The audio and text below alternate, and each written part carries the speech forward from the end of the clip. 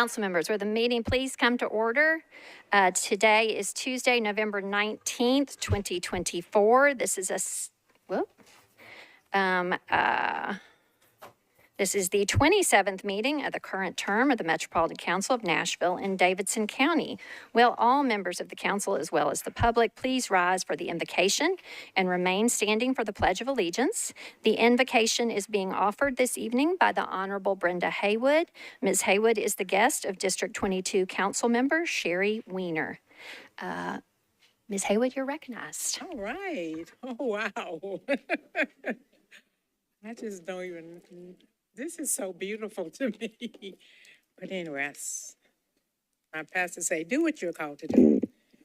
Good afternoon, fellow citizens, public servants, and elected officials of our great city here in Nashville, Tennessee. I consider it an honor as well as a pleasure to have been invited to give the invocation tonight. And that invitation came from none other than one of my dearest friends. Her name is Council Lady Sherry Weiner. And I'm just so delighted. The invocation, it is a Latin word. And I want you to know that the prefix "in" means upon, and the root word means to call upon, to appeal, to make an earnest request. Therefore, I am here to earnestly, yes, earnestly request that you join me in calling upon God to bless this meeting in a very, very special way tonight. We have gathered here, and quite possibly all of us, the citizens, the public servants, and the elected officials, quite possibly have gathered here for various reasons. However, hopefully, each of us are here without any personal agenda. Yet, I believe that if we really want to be faithful in our calling, and our calling on God to bless our meeting, people will turn from a selfish way to a way that engulfs the needs of all people. The real vocation that we will offer will be the invocation that is manifested in the love and the care that will be demonstrated and that has been demonstrated to our community. My prayer is, and always will be, that we would migrate fully by loving thy neighbor as thyself. And if you turn to Micah one of these old days, Micah 6:8, it says, the Lord requires of us to do justice and to love kindness and to walk humbly with God. That's Micah 6:8. Finally, my brothers and my sister, I want you to think on these things. Whatever is noble, whatever is right, whatever is just, whatever is admirable, whatever is excellent. Think on those things because those things are praiseworthy. And in conclusion, I would like to say to all of my brothers and sisters, we appreciate your service. You don't have to do it, but you did. And we could not make it in this city if you all were not here. You're beautiful, you're kind, you're considerate, and I thank you. May God continue to bless each one of you richly. Amen.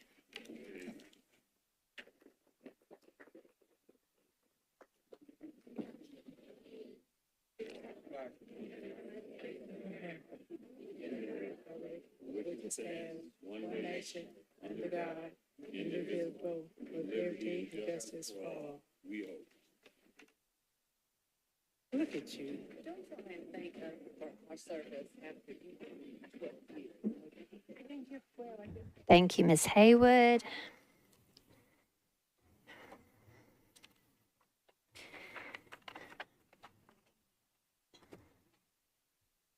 Council members, you will have seen in recent weeks that the Nashville Metro Council office has launched 3 social media accounts.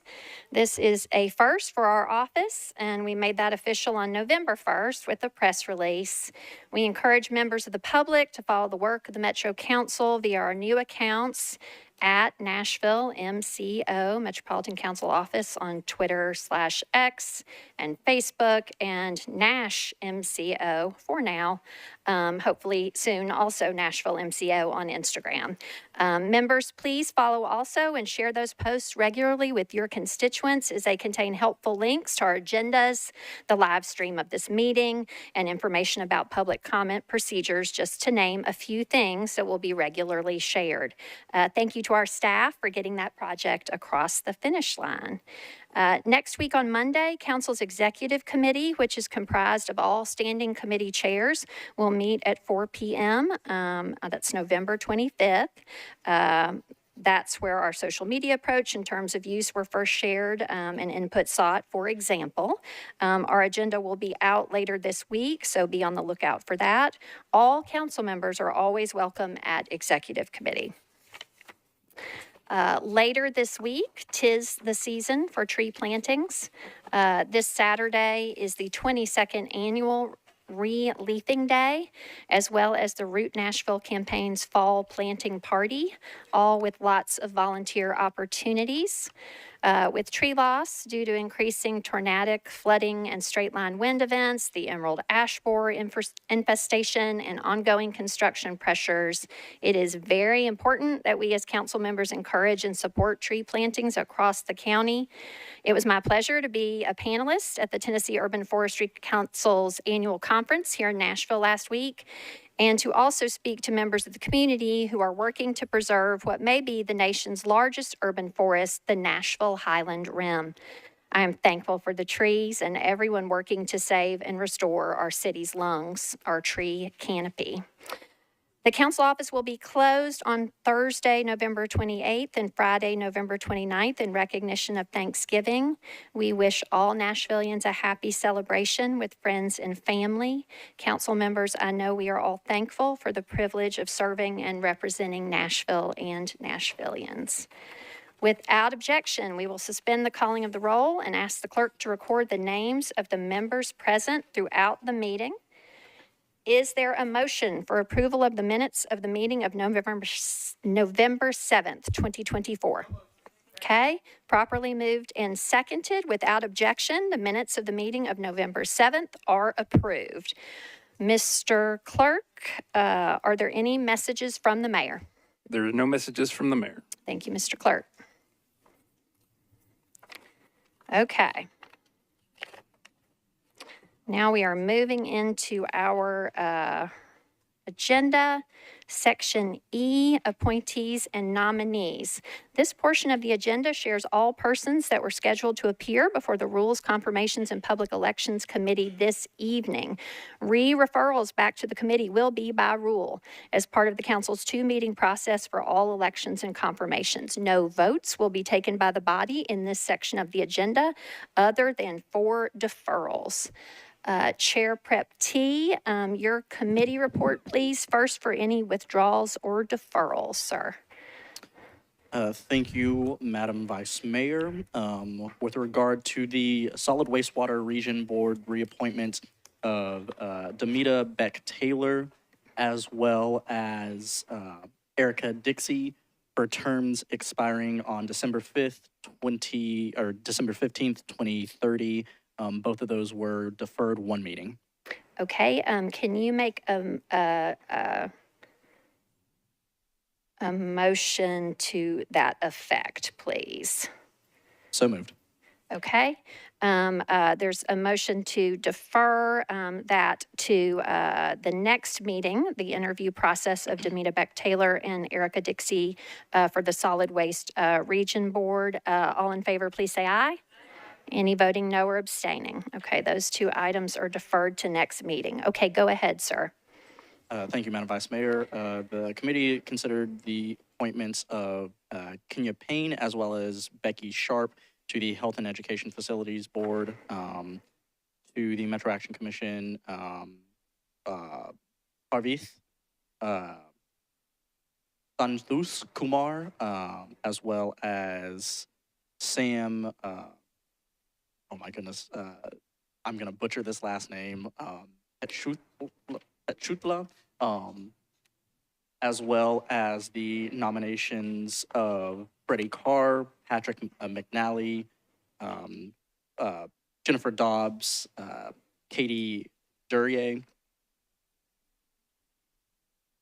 Jay Taint, Robert Winfield. Those all were approved, 7 in favor, 0 against, 0 not voting.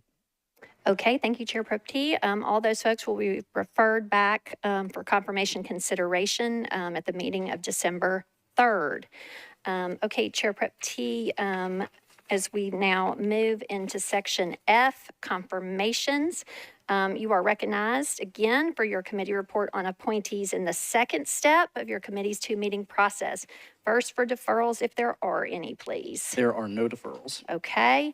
Next for persons who received a vote of recommendation by the committee and a consolidated motion for those same appointees, please, sir. Okay, thank you, Madam Vice Mayor. We consider the appointments of Joshua Brand, Donna Grayer, Marcus Shute Jr., Jarrell Summers, Joe Umberger, Heather Meschel, Walter Searcy, Frank Stevenson. Mr. Prepty, could you share through Mr. Umberger, those were to what board or commission, please, sir? Yes, so that through Mr. Umberger, that was to the Community Corrections Advisory Board. Okay, thank you. And next? As well with Heather Meschel, that was an appointment to the Community Review Board.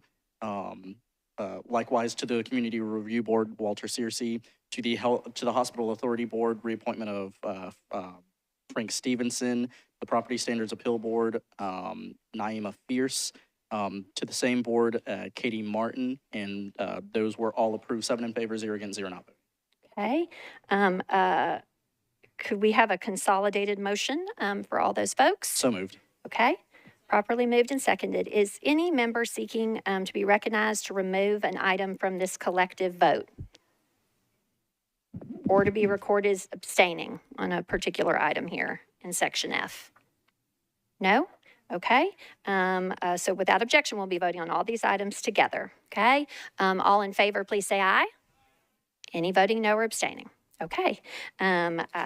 If you were just confirmed and have returned to join us in chambers this evening, which is optional, please do stand to be recognized when you hear your name called as I read all the names of those confirmed, and will provide a collective applause and thanks for everyone at the end. So council has confirmed to the Community Correction Advisory Board, Joshua Brand, Donna Grayer, Marcus Shute Jr., Jarrell Summers, and Joe Imberger. To the Community Review Board, council has confirmed the appointment of Heather Michelle and Mr. Walter Searcy. To the Hospital Authority Board, council has confirmed the reappointment. Oh, hello, Mr. Searcy. I see you now behind Mr. Rutherford's head there, sir. Okay. So to the Hospital Authority Board, the reappointment of Frank Stevenson, and to the Property Standards and Appeals Board, Naima Fierce and Katie Martin. We are grateful to everyone, whether in chambers or watching from home, for their willingness to serve our city. Thank you so much. Thank you.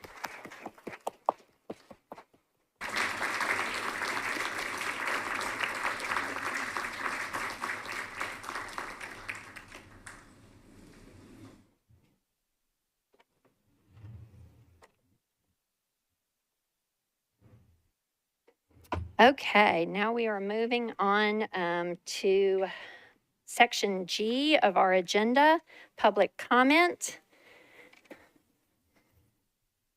Members of the public who are Tennessee residents wishing to speak may sign up on the council meeting sign-up sheet located at a table outside of the Metro Council chamber on the day of the scheduled meeting. Public comment sign-up for council meetings begins at 5 p.m. and ends at 6 p.m. on the day of the meeting.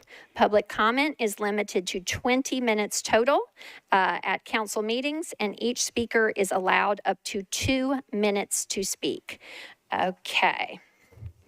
So let me set a timer. Okay. First on the agenda, having signed up to speak on agenda item 3, resolution 2024-791 regarding Zen City is Davy Tucker Jr. You are recognized, sir. Thank you, Vice Mayor. I'm back again. On last council meeting, you deferred this, hopefully with the hope that we would all get together to talk about what a good survey structure would look like to actually gauge public sentiment around police department and trust. It makes me think about if I can tell my wife how well I'm doing in our marriage. Okay, somebody got the joke. We have offered, MHC has offered to pull together a professional academic staff to create a model of a survey that could really be useful for MMPD, but also trustworthy. If you're trying to gauge trust, I find it hard that you can be the one that establishes trust. To accept this as it is, it will show back up here and it will be quoted to you. And it will be assumed to have some level of credence to it. I am one of the members of the Imagine Nashville Steering Committee. Halfway through, we noticed that the first bundle of surveys was too white, but also, regardless of color, the socioeconomic status was too high. So what we did was we enlisted community organizations to actually go out into the community to get surveys from those folks who were not represented. If you're not going to look at the demographics that go into it, surveys are a scientific thing. They have variances. They have extremes. If you're trying to get the medium or the mean, please, if you would defer this one more time and asked us to get together to talk to create something that would be useful to this whole city. Thank you. Okay, thank you. Next, no clapping, please. Next is Mr. Craig Bardo. Mr. Bardo, sir, if you will, before you leave your seat, Mr. Bardo, as well as Mr. Nicholas Royale and others who are signed up to speak on Fusus. If you would, sir, that matter has a public hearing that comes up next. And so I would ask, please, sir, that you would wait to the public hearing, because effectively, if I acknowledge a handful of people during public comment, you're effectively jumping the line for public hearing. So I do appreciate that our rules are not explicit, that you cannot speak on that matter, but I would ask your deference and courtesy in waiting to the public hearing. It is not a hard rule. It's a request on my part. It has been done previously and asked previously. You would like to go ahead and speak now? Okay, go ahead, sir.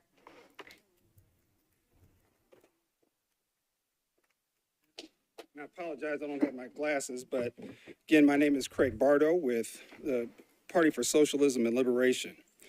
MNPD wants a new panopticon surveillance, or wants new panopticon surveillance technology. Panopticon is a fancy word to describe the way MNPD wants to access cameras all over the city to watch our every move. Panopticon surveillance is more often associated with prisons and apartheid in occupied Palestine. Earlier this afternoon at the Council's Health and Public Safety Committee meeting, I heard the deputy chief selling this spy technology as voluntary and using language like donors to describe the cameras that will be used. In that meeting, I also heard council members suggest that this technology could be used to stop crimes in progress, including active shooters. But when asked about the effectiveness of the technology, the deputy chief had no response because there is no evidence that exists to support the use of this technology. But we don't have to wonder what emerging technologies, surveillance technology in the hands of MNPD produces. A study on the recently implemented license plate reader technology shows that the overwhelming hits come from poor and non-white communities. Moreover, we're talking about MNPD. This is the same department that stopped more black drivers than there are black residents over the 3-year period measured. The same department that is credibly alleged to have colluded with state lawmakers to strip the Community Oversight Board of its authority.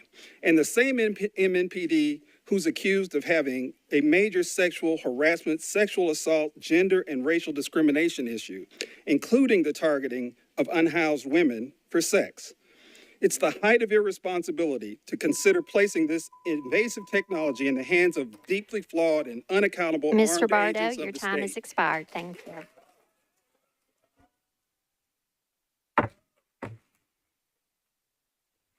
Let's please move along. No clapping, please. Next is Michelle Flynn regarding agenda items 1 and 3, Resolution 2024-792 and 791 regarding Zen City and also Fusus. Go ahead.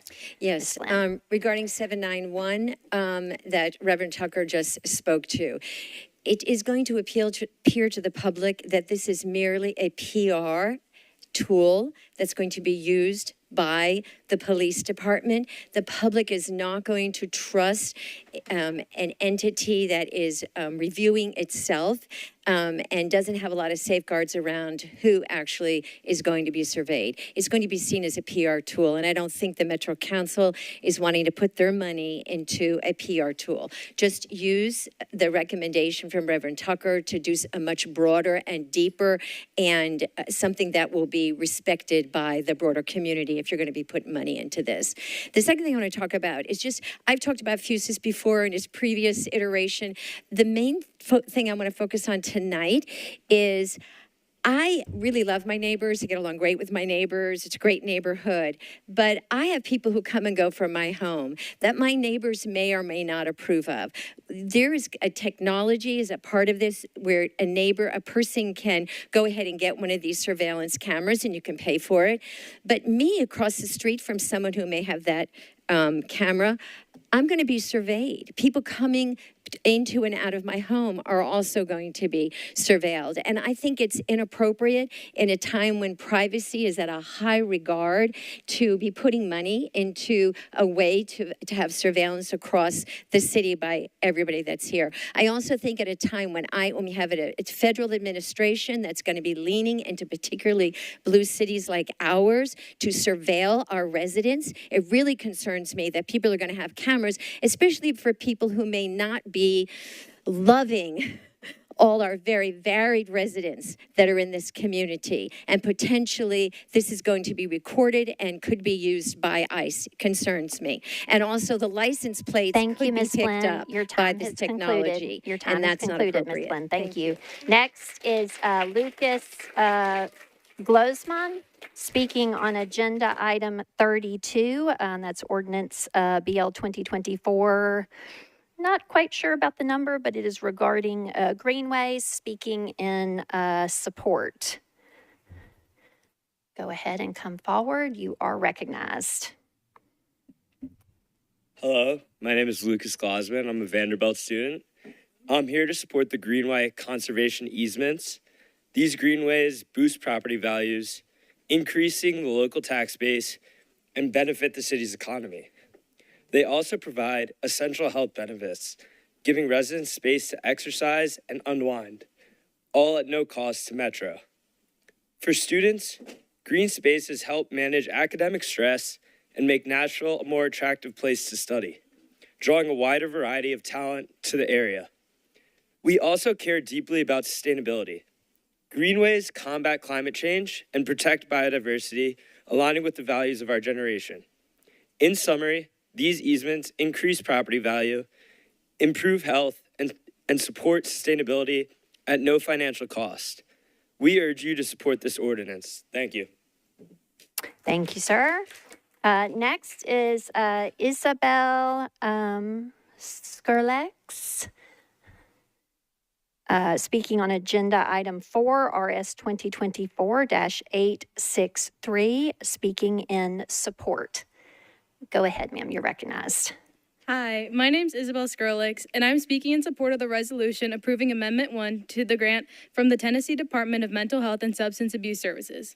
This amendment will allow the Davidson County Juvenile Court to continue developing and implementing an evidence-based specialized infant and toddler court, specifically serving children from birth to 36 months. As a child studies and human and organizational development major at Vanderbilt, I understand the impacts of receiving specialized care and attention in cases involving children who cannot yet advocate for themselves. By extending the term of the grant and adding flexibility for future extensions, we are helping ensure the stability and long-term impact of these services. This is a critical initiative to provide early intervention for our youngest, most vulnerable children, ensuring they have access to the services and support they need for healthy development. Therefore, we again would like to ask for your consideration in approving the resolution to ensure that every child and family receives adequate legal support. Thank you, Ms. Skrlex. Folks, I should have read at the top of this section that persons speaking on agenda items must be prioritized to comply with state law. Okay, so Mr.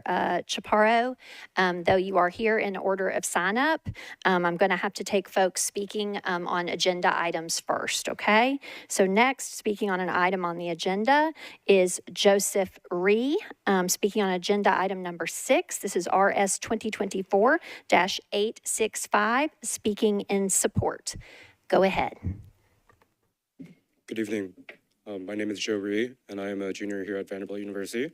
Like the speaker said, I'm here to support the Resolution 865, which is an application for a coordinated entry process grant from the U.S. Department of Housing and Urban Development. As a student at Vanderbilt, I often like to go to Centennial Park, and I also go down the West End on the bus system to go to work.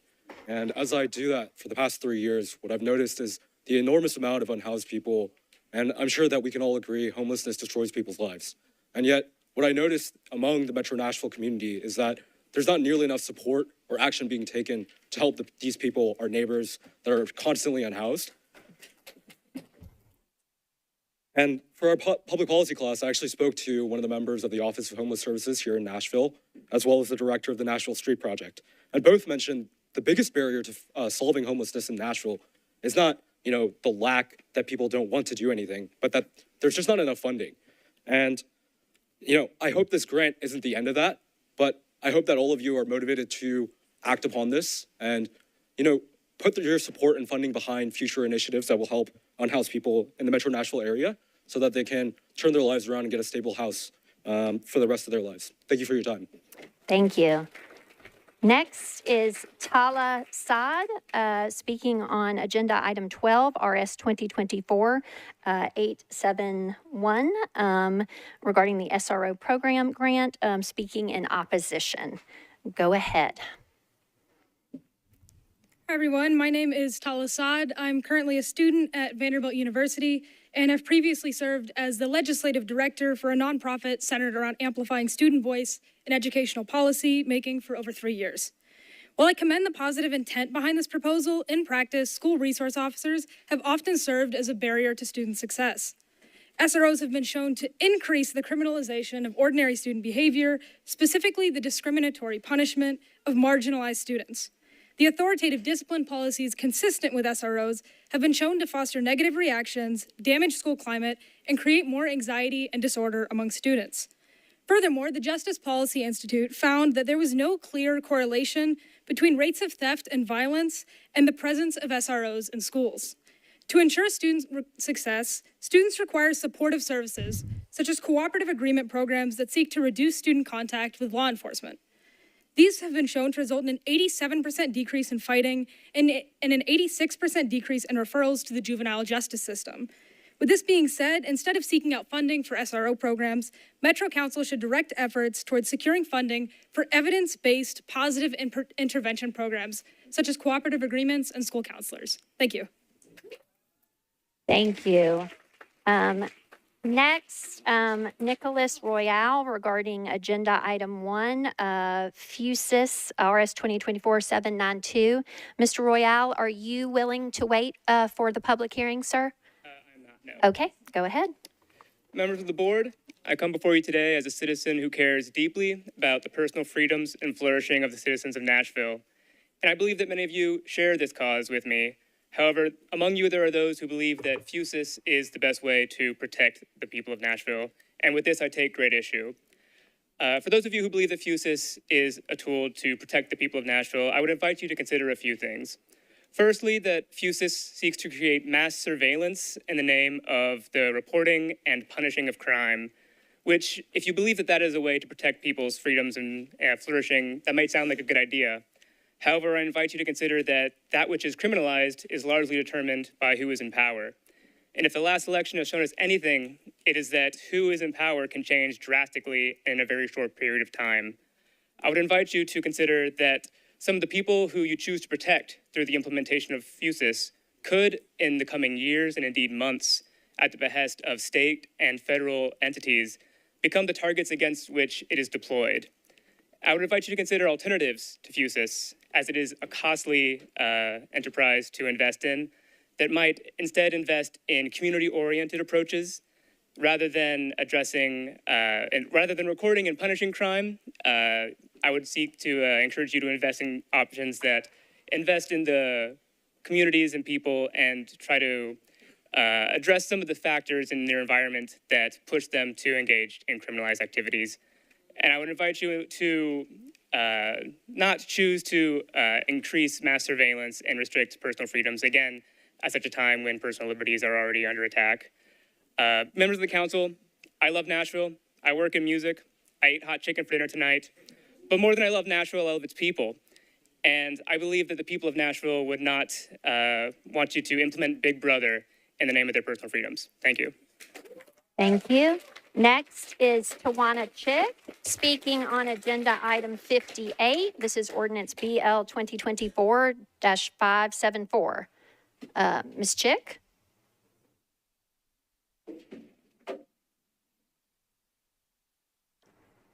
You are recognized. Sorry about that. I couldn't hear you.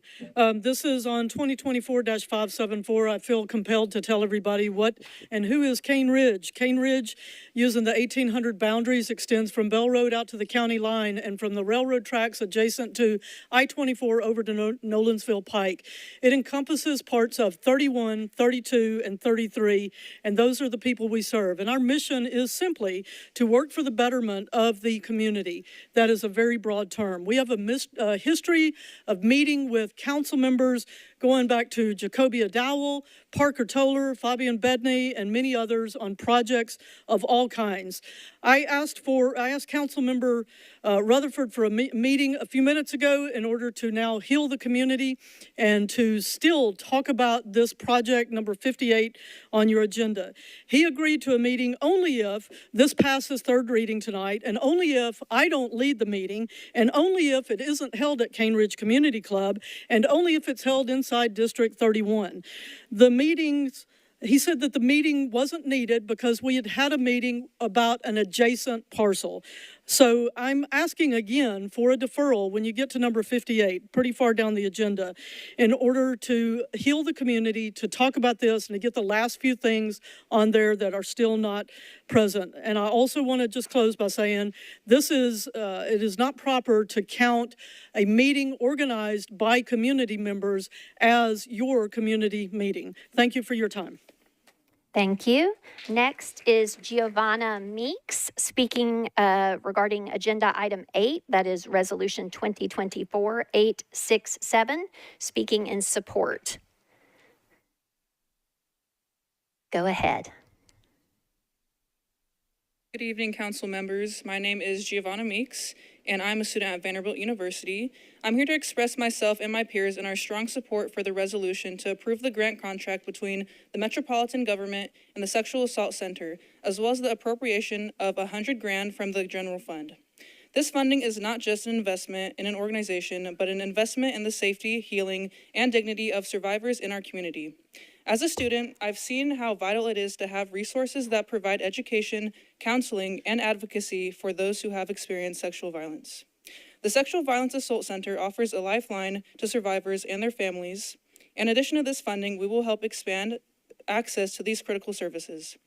Nashville's growing population brings a responsibility to ensure that everyone, especially the most vulnerable, has the support they need. By approving this resolution, you're not only addressing an urgent need, but also setting an example of how our city prioritizes safety and compassion. Thank you for your time and consideration. Thank you. Next is Edmundo Chaparro, speaking regarding real property tax and vehicle registration tax. Go ahead, sir. Yes, this is, good evening. My name is Edmundo Chaparro. This is my first time in this kind of meetings, and I would really like to bring up to your attention a couple of issues that really bother me a lot. The increase of my property tax has gone almost 3 times in the past 5-6 years. And what it really bothers me is the fact that all the roads, I don't know what you guys use the money for. I'm just reading here that 38.16% you use in education, but you're not explaining which issues on the education. I would like to propose, please, to have a committee or something to train regular citizens like me to understand exactly how you spend the money to the penny and see if we have a way to say, I don't agree with this, let's vote about it, because, for example, when I'm driving every single day on the freeways, a lot of people say, this is for transportation. Well, the freeways are full of trash, construction trash on the sides for months at a time. Nobody picks them up, holes all over the place. My cars are getting destroyed in the suspension, and nobody pays for that but me. So my main concern is that you guys really have come down to the bottom of the ladder where you are located at and think about people that have to deal with these issues and have to pay a lot of money in taxes. Same thing on my cars, I pay $84 every single year for the registration, and this year I had to pay $184 for a hybrid car. It makes no sense to me. So please take consideration of what's going on and how to educate us in how you guys use the taxes of all of us. Thank you very much. Thank you. All right.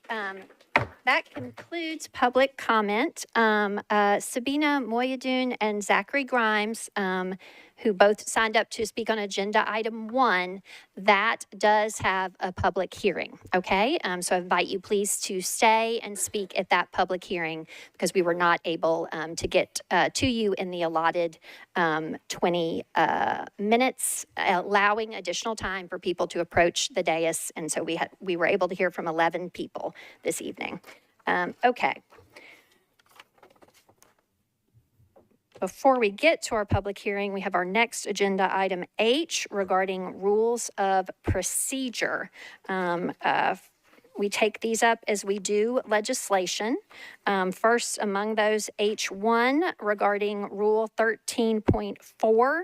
The sponsor is Coupon. This is a proposed amendment to that Rule 13.4 of the Council Rules of Procedure regarding late filing of resolutions and ordinances. Mr. Coupon, you are recognized, sir. Thank you, Madam President. Withdraw, please. Okay, it is withdrawn.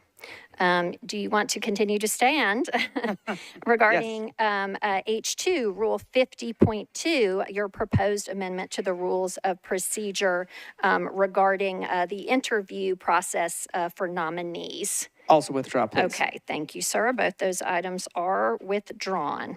Okay, that brings us then pretty quickly to our resolutions on public hearing. Section I of our agenda.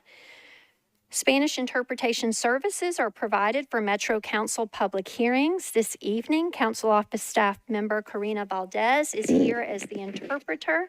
Ms. Valdez, will you please share how you can help? Buenas tardes, seré el intérprete para esta sesión. Gracias.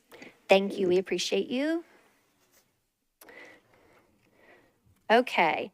For those wishing to speak as part of our public hearings, please do state your name clearly. It is not required for you to provide your address. If you do not wish to do so, you may want to tell us in what neighborhood or area you live or your connection to the project. If maybe not relevant for this particular item. That's usually for our zoning public hearings. All that to say, not required to provide your address. First, agenda item 1,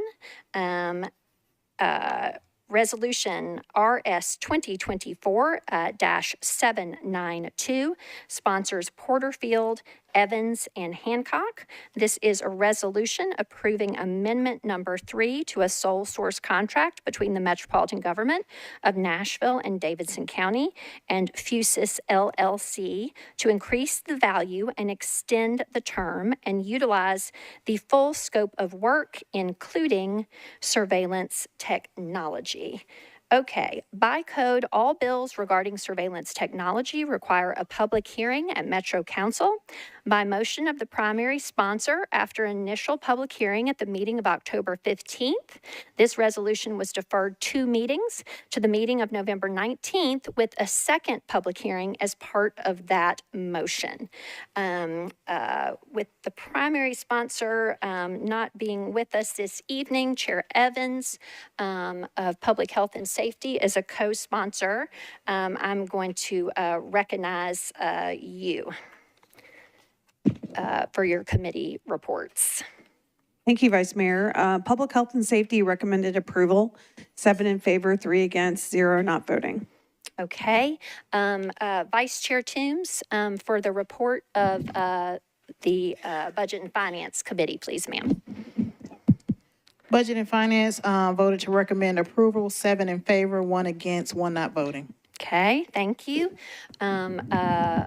Ms. Evans, it's back to you. I move to open the public hearing. Okay. I declare the public hearing open. Would all members of the public here in support of this resolution please raise your hand? Okay.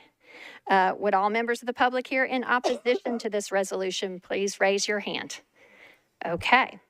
All right. Persons in opposition will speak after those speaking in support. So if those here in support would please come forward and line up at the podium and or near to the podium. Go ahead, sir. Thank you. I'm David Steed. I'm here to support this resolution. I wanted you to hear from someone who believes that the police are helping us take care of keeping us safe from crime and to give them the tools that they need, such as this one. And there's a lot of frustration of people that I know that it's hard to get this kind of technology in place, as the license plate reader legislation shows. I want to cite an anecdotal incident first. A few weeks ago, a young woman was brutally murdered on the Greenway. She was left there. Her killer was apprehended within 24 hours. Why? Because Metro had good surveillance? No, because a private citizen had a dash cam that caught the license tag of the killer. And rather than being a serial killer, the police were able to put him away within 24 hours. This is serious stuff the police are dealing with. I view the criminals as the enemy, not the police. And this is a good tool. It's used in other cities, as I understand, Chattanooga and Memphis. It's not new technology. It doesn't add any new surveillance. It, just like getting the dash cam to the police, gets information to the police so that they can use it to keep us safe. If it's your child or your loved one who is the crime victim, then I think you want the police to have every tool they can. And it doesn't add any new tools. It just makes it more efficient. The police can still have any video that is captured by Fusus and communicated to them in another way. It's just slower. I mean, and so I hope you will, without delay, approve it. Thank you. Thank you. Go ahead, please, sir. Good evening. My name is Steve Hirsch. I'm representing the Jewish community of Nashville tonight. For the last 3 years, I've chaired our Jewish Community Security Committee. Committee consists of representatives of every congregation and all of our schools. And we meet with representatives from Metro Nashville, from TBI, FBI, and the Attorney General's office. I want to start out by thanking the Metro Police Department, and it's been a great partner for us in helping keep our schools and places of worship safe. Over the past several years, our Jewish institution has spent literally hundreds of thousands of dollars to upgrade the physical security of our facilities with controlled entry systems, bullet-resistant windows and doors, security cameras, and more. It's pretty sad when this is where we have to put our money for our houses of worship, but that's just the world we live in. I don't need to give you all a lecture about that. Last year, Metro Nashville Police Department informed us about the Fusus system, which would enable the police to integrate their monitoring systems with security cameras outside and inside our buildings. We don't see it as a as a big surveillance system for the entire city. It's for people that want to be connected with the police department. We felt at that time, and we still believe, that this system will enhance communication response time with the police in the case of an emergency in one of our facilities.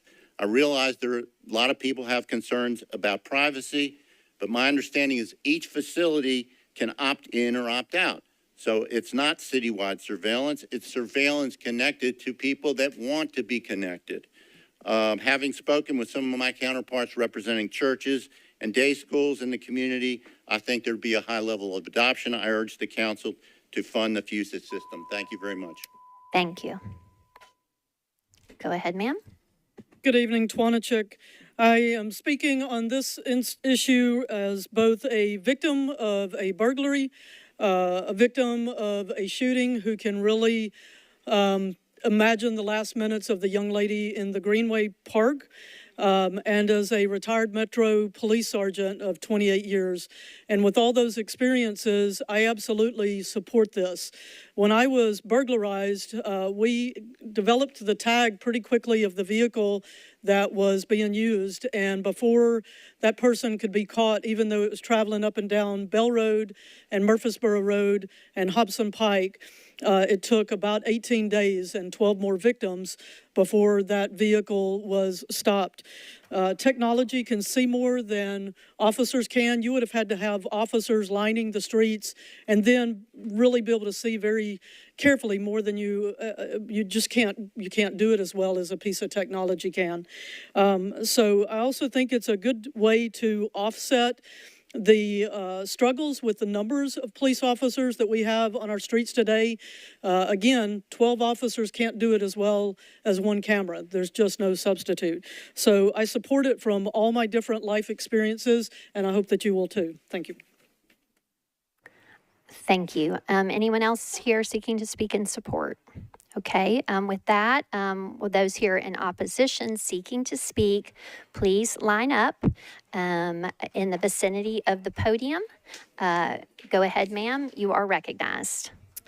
If My you name could is- please, pardon me, ma'am, please do not block the door for ingress and egress fire safety wise. Okay, so you're welcome to stand, but please do not block the door. Thank you. Go ahead. Good evening. My name is Sabina Mohideen. I am the Executive Director of the American Muslim Advisory Council, and I work with the Muslim community across Nashville. I urge you to vote against the Fusus contract with MNPD. Yesterday, I joined a group of community members to watch a demonstration on how Fusus is used with MNPD. As you know, the state legislature continuously looks for ways to attack our communities, including immigrants, Muslims, and protesters, and any community of color.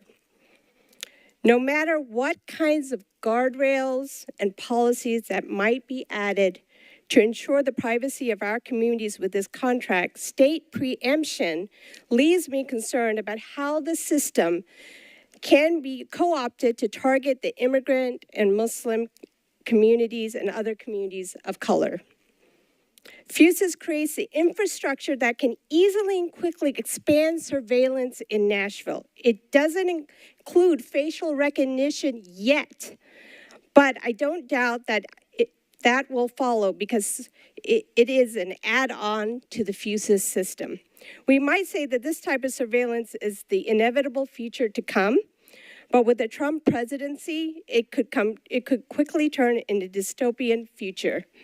That might sound extreme, but Trump is already threatening to use military to conduct mass deportations.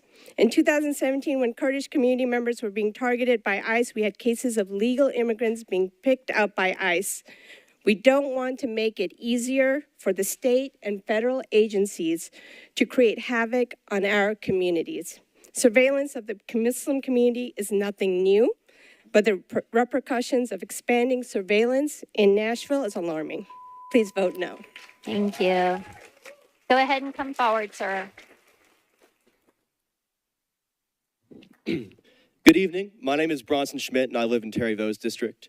I'm a high schooler who rarely attends council meetings. For our city legislator, I'm normally not alarmed by the items that reach the docket of this council. But after investigating the consequences of Fusus's implementation, I have realized that this legislature is a danger to our city and our people, and I'm staunchly against it. Fusus enables surveillance that will be abused against the city. Homeless people fighting for their right to live, women and trans people seeking to exercise their right to bodily autonomy, and immigrants building their livelihoods will all come under threat. Fusus has no external accountability. We cannot trust a department that is incentivized to cover up its missteps to use this technology fairly. I don't know if I can trust the internal systems of MNPD after the sexual misconduct report last summer. I don't know if I can trust the systematic surveillance of thousands of people whose data could be subpoenaed at any moment. I don't know if I can trust a department notorious for racism and sexism. But what I do know is that Nashville is a city predicated on being intentional. We need to be mindful of the detrimental effects that Fusus could have on citizens. This legislation does not have the proper safeguards to prevent malicious intents of poor compliance of Fusus, MNPD, or any other parties involved. You are expected to ensure the city is equipped with tools to counteract crime. As we, the city, have been demanding for years now, we must approach the root cause of crime. Rehabilitative practices, community spaces, and other building blocks to our neighborhoods prevent crime. Surveillance that will be abused can never protect the people. Thank you for your time, and thank you for your support of Nashville's citizens. Your vote affects every soul in Nashville. Please vote against this regressive measure. Thank you. Good evening. My name is Michael Durham, and I live in Inglewood. I grew up in Nashville and graduated from Vanderbilt Divinity School. I love my city, but I would forgo its newfound glitz to secure safe housing for all of my neighbors, many of whom are one missed paycheck away from eviction. I have worked for national organizations in the movement to end homelessness for more than a decade. I can attest, therefore, that the rise in homelessness in Nashville and nationwide derives from skyrocketing rents and scarce public housing. It is in this reality of a growing homelessness crisis that I ask you to reject Fusus. When such software programs have been adopted elsewhere, they have only served to expand mass incarceration with no demonstrable benefit to public safety. Our neighbors living unhoused are especially vulnerable to the harms of police surveillance because they live their private lives in public space. Anything the rest of us do safely at home, such as enjoy a beer or scream at the news, our unhoused neighbors are subject to arrest for doing. Fusus invites even more danger for them. Moreover, Black Nashvillians and trans and gender expansive residents are more likely to experience homelessness and be victims of police violence. While 13% of the general population, 40% of people who are homeless are Black. Roughly 1 in 3 trans people will experience homelessness in their lifetimes. Policies that disproportionately harm Black and trans people are by definition anti-Black and anti-trans. Especially since the Supreme Court just authorized jurisdictions to further criminalize unhoused people's survival in Johnson versus Grants Pass, we cannot volunteer an additional torture device for the incoming Trump administration's arsenal. We already know from other cities that technologies designed to support outreach workers and following clients risk co-optation for the sake of encampment raids, which only perpetuates homelessness. We can bet that the next administration will waste no time in exploiting these tools wherever they're found. Investments in surveillance directly contradict what poor and working-class Nashvilleians say they need. Thank you. Your time has Thank you very much. concluded. Folks, listen, I'm going to ask kindly that we not clap between every single speaker, okay? Let the words just have the weight of the words, okay? And we can just move along through everybody. Go ahead, please, ma'am. Hi, my name is Natalie Schilling, and I'm a social worker specializing in public policy advocacy. I've lived in Nashville for 5 years now, and I currently reside in West Nashville. I stand before you today deeply concerned about Resolution 2024-792. While proponents of this resolution argue that it enhances public safety, let us not ignore the chilling reality of what we're setting into motion. Fusus consolidates public and private surveillance networks into a system controlled by law enforcement, creating an infrastructure that feels more like Big Brother than a guardian of public safety. The lack of clear written policies and procedures governing the use of this technology leaves the door wide open for abuse. Without robust safeguards, we risk turning a tool meant for safety into one that undermines the rights of the people it claims to protect. This risk is especially alarming in Tennessee, where women already face one of the most restrictive abortion bans in the country. Expanding surveillance like this risks weaponizing technology against women seeking health care. Moreover, marginalized communities, Black, brown, queer, homeless, and low-income individuals are disproportionately harmed by surveillance. These groups are already over-policed and face systemic discrimination, and expanding surveillance amplifies these inequities. Fusus technology risks turning every neighborhood into a space of suspicion, where individuals are monitored not because of their actions, but because of who they are or where they live. Surveillance is not safety, it's a tool of control. True safety comes from investing in the people and the places we call home. Safety is children walking to schools where they are free from gun violence, on sidewalks that are well maintained and lit. Safety is having families with access to affordable health care, affordable housing, mental health support. It's neighbors gathering in community spaces without fear of judgment or surveillance. Nashville doesn't need more cameras, we need more care. Council members rejecting this resolution is a chance to choose a different path, one that prioritizes the well-being of our people over fear and control. Let's build a future where Nashville's safety is rooted in trust, not surveillance. Thank you. Come forward, sir, please. Go ahead and come forward, please, sir. Hi, my name is Nate Kruger. I'm a PhD student at Vanderbilt, and I'm here because this is deeply concerning to me. I think that anybody who says they want to fund Fusus because they want to stop crime is joking. Anybody who is serious about wanting to stop crime would invest the vast amount of money that is being offered for Fusus right now in social programs, in programs to support our homeless neighbors, in programs to improve the education in our schools, in programs for public housing, in programs to address the food apartheid that so many residents of Nashville deal with today. There are so many options that we have in front of us that we could take that would actually reduce crime, and wasting all of this money on a bill to surveil our neighbors is a ridiculous use of that money. I think that it is just patently insane, and there are so many things that this money could actually be spent on that would improve this city. And I think that on that note, earlier this morning, I was walking to the bus to get to work, and I was walking over a bridge. I heard something rustling in the leaves, and I looked over and I saw a homeless man, and he was very visibly frightened to see me because of the extent to which homeless people are criminalized in Nashville, that their mere existence is a crime. And I have just been thinking all day about how if that guy committed a burglary, if that guy robbed somebody because he wanted somewhere to sleep that wasn't mud, because he wanted somewhere to sleep that wasn't filled with dirt, I think that the thing that would actually stop him from committing a crime would be actually giving him a place to live, or the ability to have a life for himself. I think that there are so many things that cause crime that this bill just does not address whatsoever. It is a waste of money and it should not be funded. And I think, we should be allowed to applaud because we care about this. So. Come on forward, sir. Go ahead, sir. You're recognized. My name is Stephen Watts, and I oppose this bill in any form.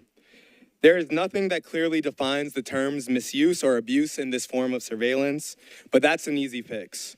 Today, during a tour of MNPD headquarters, it was stressed many times that this technology would only be used for violent crimes. When I asked if this was written policy, it was explained to me that this was actually just an expectation. Translation, it's not policy, it's a talking point.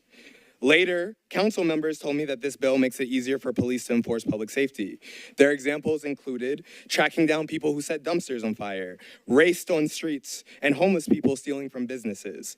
That gap between stated values of precisely policing violent crime and the actual goal to use this to bring back law and order, that unfortunately is an impossible fix. Even if Tennessee was not third in the country for arresting pregnant women for their health records and top 10 of police killing Black people, had not made homelessness a felony or dismantled democracy by overturning the Community Oversight Board, I would still be suspicious. But in reality, political research has found Tennessee the least democratic state in the country because it has been steamrolled at the state and federal levels. In the end, this is not about whether you trust me and your community and the people lined behind me. It's not even about whether we trust city council or police. It's about whether you trust Bill Lee and Donald Trump. Today, I asked MNPD for data that shows how past implementations of Fusus positively impacted outcomes like closing rates, response time, or violent crime. They told me that none of that data is tracked. That's hard to believe. Perhaps the data is just not good. Without data, this bill relies on the imagination of people allowed the privilege to rely on feelings of safety rather than evidence. You say out loud that you will be protected while undesirables will be punished, that there is no scenario in which you will not be served and protected. But I'm here today because I'm betting that you are wrong. Thank you. Come on forward, sir. Go ahead, sir. You're recognized. All right. Hello, I'm Devin Bardo, a lifelong member of the Nashville community and also a fellow community organizer.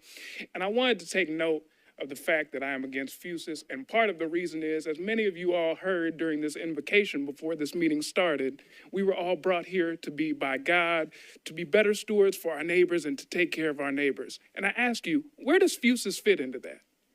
Where does Fusus fit into that? So I heard a lot. And I want to say, if you can, go by your local library, pick up a book, 1984. If not, if it's not already banned, you can get it on the internet and read it to your children and tell them exactly how this is not the same thing. So, thank you. So, what I'm saying to you is the mass criminalization that comes from Fusus does not help anybody but the people that are watching. If you are constantly surveilling through your own system, you are eating your own waste. And that waste is not going anywhere. It is what waste is.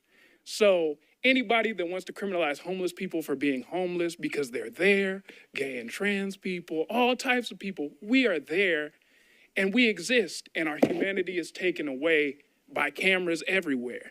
I heard earlier that 8 police officers cannot do what 1 camera can do. And I wonder why. All that training for nothing? So if you want to continue to waste your money on this understanding of safety that only the privileged have, please vote for Fusus. If not, do the right thing. And remember that call to God and the invocation that they talked about. Remember that. Remember the people that they're talking about, the people that you want to bless, the people that you have the power to change their lives, and you're not doing it by doing that. Vote against this. Come on forward, please, ma'am. Go ahead.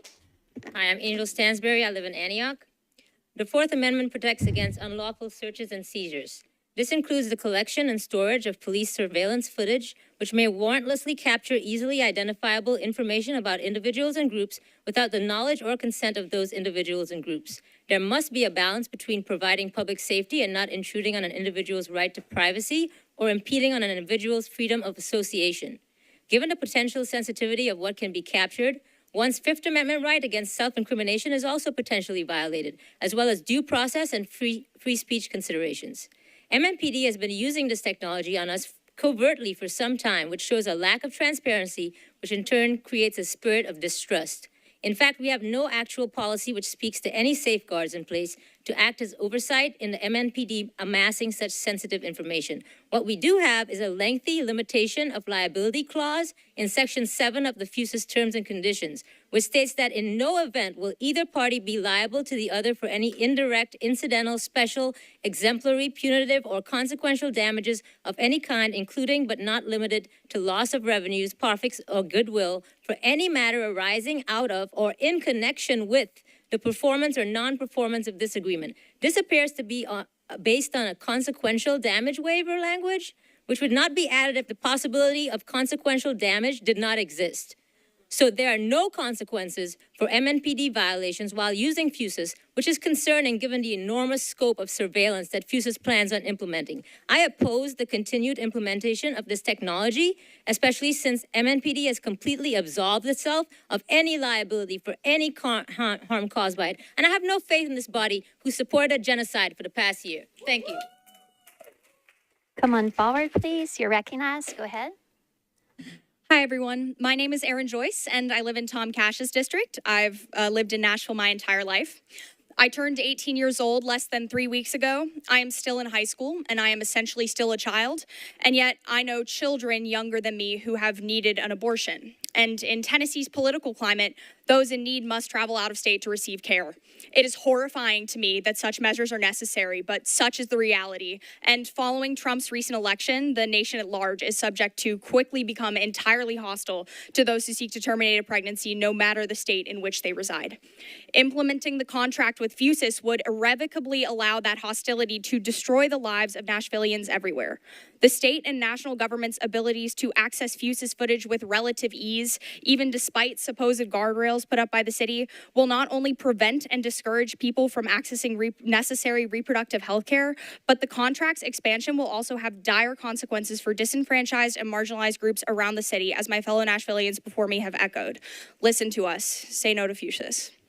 Thank you. Come on forward, sir. Come on forward, please. Go ahead.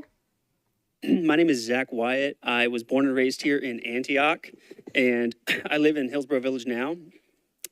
And I would encourage you guys to vote no because Fusus requires an above and beyond trust in the police department. And I ask you, what trust? I want to present some data from the Metro Nashville Community Oversight Board from their police advisory report from July 24th of last year. All 43 pages of it are available and free online, and you can find this for yourself. It's not vague information about police in general. This is real, tangible data from right here in Nashville. This is some of the statistics that they have. They found that Black adults and youths were more likely to be recipients of force. White officers in Black neighborhoods fire their guns about 5 times more frequently than Black officers dispatched to the same neighborhoods. Black people fatally shot by the police are twice as likely to be unarmed compared to white people. LGBTQ are also more likely to experience profiling, discrimination, and harassment from law enforcement, and that is all proven in our city's statistics. And so George Washington, when he was leaving office in his farewell address in 1796, warned that the love of power will tend to create a real despotism in America unless proper checks and balances are maintained to limit them. And our police force is the realization of that warning. Fusus is the culmination of the impunity which we've allowed them to exercise their power and authority over us, and is antithetical to the idea of freedom and liberty, which are considered our God-given right by our founding fathers as well as many others who have fought and died for it. So vote no. Thank you. Come on forward, sir. Howdy, my name is Elijah Wortham. I work in the healthcare industry here in Davidson County. And as the previous speaker mentioned 1984, I'd like to go ahead and read a section of 1984 by George Orwell to the council. In the far distance, a helicopter skimmed down between the roofs, hovered for an instant like a blue bottle, and darted away again without a curving flight. It was a police patrol snooping into people's windows. The patrols did not matter, however, only the thought police mattered. Behind Winston's back, the voice from the telescreen was still babbling away about pig iron and the overfulfillment of the 9th three-year plan. The telescreen received and transmitted simultaneously. Any sound that Winston made above the level of a very low whisper would be picked up by it, Moreover, so long as he remained within the field of vision which the metal plaque commanded, he could be seen as well as heard. There was, of course, no way of knowing whether you were being watched in a given moment, how often or on what system the thought police plugged in any individual wire was guesswork. It was even conceivable that they watched everybody all the time. But at any rate, they could plug into your wire whenever they wanted to. You had to live, did live, from habit that became instinct, and the assumption that every sound you made was overheard, and except in darkness, every movement scrutinized. MPD may promise not to integrate AI and face tracking technology into Fusus, but on that premise, I would like to pose a few questions to this council. Can you trust the word of an institution that has already criminally circumvented the democratic institution of this council? Can you trust an institution that has taken steps to escape accountability by weakening their oversight board? Can you trust an institution known for sexually harassing both community members and its own staff? Can you trust an institution that has been statistically proven to disproportionately target minority communities? To close, I offer this thought to the council. If Fusus is allowed, then a summer not long from now, one of you will be sitting on your front porch, spending time with your family, when the hairs on the back of your neck will stand up as you come to realize that a machine is watching you, listening, profiling, and calculating your risk of criminality, and you will know that you played a hand in unleashing this Orwellian horror on the people of this city. Thank you. Thank you. Come on forward, please. Go ahead. Hello, my name is Lindsay Dieterwolf. I am a native Nashvilleian, actually a third generation native Nashvilleian, so my daughter is the fourth. So I am against this because surveillance cameras used by police and homeowners, HOAs, business owners, and other private entities as a network, such as Fusus, create a societal model that would be the same as a penitentiary with a central watchtower. This concept was introduced originally by philosopher Jeremy Bentham in the 18th century called the panopticon. He essentially posited that this could be used to make the population police themselves because they are under surveillance at all times. Throughout time, this has been made possible by video technology. This is the philosophy that MNPD is manipulating to gain the vote for the implementation of Fusus in our city of Nashville. As the later criticism of this system by another philosopher, Michael Foucault, states that the idea that the constant surveillance does indeed intimidate citizens to police themselves, it, however, also allows authority to go entirely unchecked. In his work, Discipline and Punish, The Birth of the Prison, Foucault wrote, he who is subjected to a field of visibility and who knows it assumes responsibility for the constraints of power. He makes them play spontaneously upon himself. He inscribes in himself the power relation in which he simultaneously plays both roles. He becomes the principle of his own subjection. By this very fact, the external power may throw off its physical weight. It tends to the non-corporal, and the more it approaches this limit, the more constant, profound, and permanent are its effects. It is a perpetual victory that avoids any physical confrontation and which is decided in advance. This idea can be applied here, that we as Nashvilleians will no longer have the right to challenge MNPD on utilizing private cameras to track law-abiding free citizens for any reason. There will no longer be a way to know who they deem have fallen from this rank or why. This is unsafe for everyone in this city, but especially in the marginalized communities. Thank you. Go ahead and come forward, please. You're recognized. Go ahead. Hi, my name is Macy Fluharty, and I live in District 30. I'm here to ask you to vote no on RS 2024-792 regarding the mass surveillance service known as Fusus. I'm asking you to vote no in concern of how it can be used to enforce discriminatory bills that are already set in place by our state. In 2022, Tennessee rendered public camping a felony, pushing incentive to put unhoused people in jail. How does the constant surveillance through public and private cameras further affect people's need to recuperate their bodies in a city that has no bed for them? We have already seen this law become more harshly enforced over the past few weeks, and furthermore, where is their right to privacy at the point of Fusus? In 2023, we saw Tennessee pass Senate Bill 3, which prohibits public adult cabaret, which under Tennessee code includes male or female impersonators.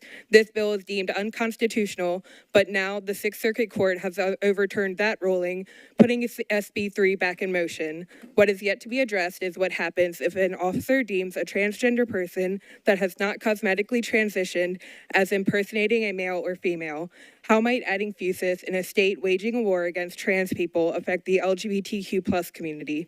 Considering our upcoming presidential changes, I think it's important to also ask this for immigrant communities. Recently passed SB 2576 requires Tennessee law enforcement to report people's immigration status to federal authorities. This leaves the question of how Fusus might play a role in carrying out this requirement. Tennessee has also passed travel bans that criminalize trusted adults that provide transportation to minors in need of life-saving health care. And beyond all of these rights infringements, how might Fusus, with options for object recognition, be used against people protesting these atrocious bills? Before you vote on this bill, I beg you to consider how your higher branches have already harmed our rights and your marginalized constituents, and ask if Fusus will further perpetuate that harm. Please vote no. Thank you. Thank you. Come on forward, please. You're recognized. Hi, my name is Trina Huell. I live in District 6, where Clay Cap is my representative. How else would our police use Fusus than to persecute and prosecute us, to implement the new regime, to round up trans folks like me, to arrest and deport friends and neighbors, or politicians Trump decides are traitors because he was endorsed by the FOP, because he's promised cops immunity. Should they kill or abuse this technology, they've been assured they'll get away. Maybe this bill's language gets something right, but they went over you to get rid of oversight. What else could that say about them? They cannot be trusted, proven, time and again. The massive complaint from inside the OPA, surveillance of defense teams by our own DA, only 2 of 13 officers lost a vacation day. For their harassment, the taxpayers pay. If this city's history can sway your vote in any way, please let it be today. I would like also to read a quote from the letter released earlier by the Metro Council Immigrant Caucus. These are uncertain times and fear is running high. There are too many unknowns, not only regarding future expansions, but also about how federal agencies might use the information gathered through Fusus. Sadly, once again, it is our marginalized communities that are at risk, all in the name of perceived safety. I'd like to add that Fusus is owned by a publicly traded company called Axon, whose stock went up in the days after the election, as did the private prison stocks, Geo Group and Core Civic. Both private prison stocks rose further last Monday when Trump announced his border czar. I believe all of these dots connect. Please don't let them connect to you. Thank you. Come forward, please. You're recognized. I'm Kathy Maxwell. I live in District 18, Tom Cash's district. I'm a student at Vanderbilt Divinity School. I have done a lot of research on Flock and Fusus and other surveillance technologies, and the conclusion is they prevent no crimes. They prevent nothing. The money that is being spent on this, like all of our friends have said, could go to things that would really give people safety. Safety to have a home, safety to have a job, safety to have a community. Also, I want to talk about how hard I worked to elect the at-large members and the vice mayor. I took a lot of my time, money to knock doors, and I emailed everyone this week to ask for a response for this, and only Councilman Suara replied, and I want to thank her for that. Nobody else bothered to even reply, and I see all of you are on your phones and whatnot here tonight. But this surveillance, you're giving a private company data. There is no way to protect. There is always a backdoor to that data. Why the need to put it in private companies, private homes? Again, the stock price. The stock price since 21 has gone up from $73, and the last time I looked, it closed at over $700. That's an 800% increase. So money is what this is about, money to be made. The police don't know how to use this. This is why you have to get a civilian force down there. The civilian force Who can trust? You don't know what they're going to do. What if they have a bad relationship with their wife or girlfriend and they want to surveil someone? It's very easy to do. I know I lived in an HOA. I was on the public safety committee, and I could access the tape, the flock tape, anytime I wanted to. So it is backdoored all the way. If you want to get, so my question is, why are they pushing this to private companies, a private enterprise? And that is because of that stock price. Thank you. Go ahead and come forward. You're recognized. Hey everybody, my name is Benai Sasias, and I'm with Black Mental Health Village, a community-based mental health organization. The few instances that the city allocates resources to historically marginalized communities, I've seen that it's tied to or result in increased police presence or surveillance. I know because I was even invited to the city's John Day Group Violence Interruption Program that tried to co-opt Black-led nonprofits to become an extension of the police. Surveillance will not make our communities a safer place to live, love, work, or play. This council's recently passed a resolution recognizing racism as a public health issue. We saw the elimination of the Health Equity Bureau and the Office of Community Safety. Why do we keep defunding life-affirming programming and resources while funding genocide, the police state, and surveillance? Approving the Fusus resolution will harm unhoused people, people with mental illness, Black communities, immigrants, Muslims, and other communities of color, and it would undermine the city's commitment to health equity. Let's not forget the mental health impact of surveillance in communities historically and currently impacted by it. We need you to invest in the social determinants of health. Invest in our healing. Healing isn't just clinical, it's communal, and it's deeply political. That's why I'm here today. To truly heal, we must identify what's harming us. Increased police surveillance and government overreach poses a real danger to our communities and threatens our safety and well-being. I urge the council to vote against this resolution. Thank you. Thank you. Go ahead. My name is Nick Royal. I live in Nashville District 5. And I would like to echo some voices from previous, commending Councilmember Suara for responding to my emails. Once again, I responded en masse, or I sent out messages en masse and received one response in return. Last time I had a script that went a little bit over, but this time I have more concise points. Firstly, I would like to address some of the voices for Fusus and provide some counterpoints. One gentleman said that Fusus is not mass surveillance because private people and corporations can elect to provide their data. But I would like to add a counterpoint that the people who are being recorded by those cameras, they cannot elect to participate in Fusus. So unless you would like to sit out front of your house in front of your Nest camera and hand out waivers to people, it is mass surveillance and it is not elective. Once again, another person said that in the case of the Greenway murder, that it was a private citizen who offered the information that led to the apprehension of the criminal. Again, this did not need Fusus. This is a private citizen acting on behalf of the victim. Fusus was not needed to bring this matter to a close. Once again, there are people who are saying that a camera can do more than police can do. Again, I think that's more of a commentary on the police. And once again, I think, this is a city of creative. This is Music City. Let's be creative in considering what alternatives could be to Fusus. Let's think of some alternatives that are more community-oriented, that again address the factors that create environments that push people to engage in criminalized action. Let's figure out how to have their needs met. Once again, let's be creative in how this might be abused.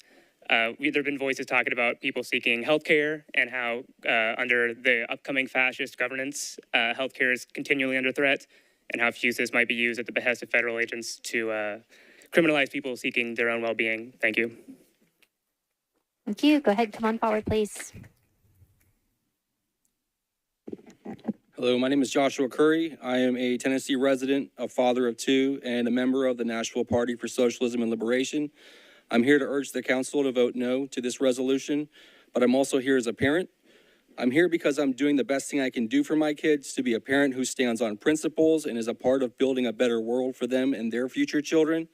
And just as a parent does not consent to an unknown stranger watching their kids' every move, I do not consent to my children being constantly surveilled by the police under the guise of protecting them.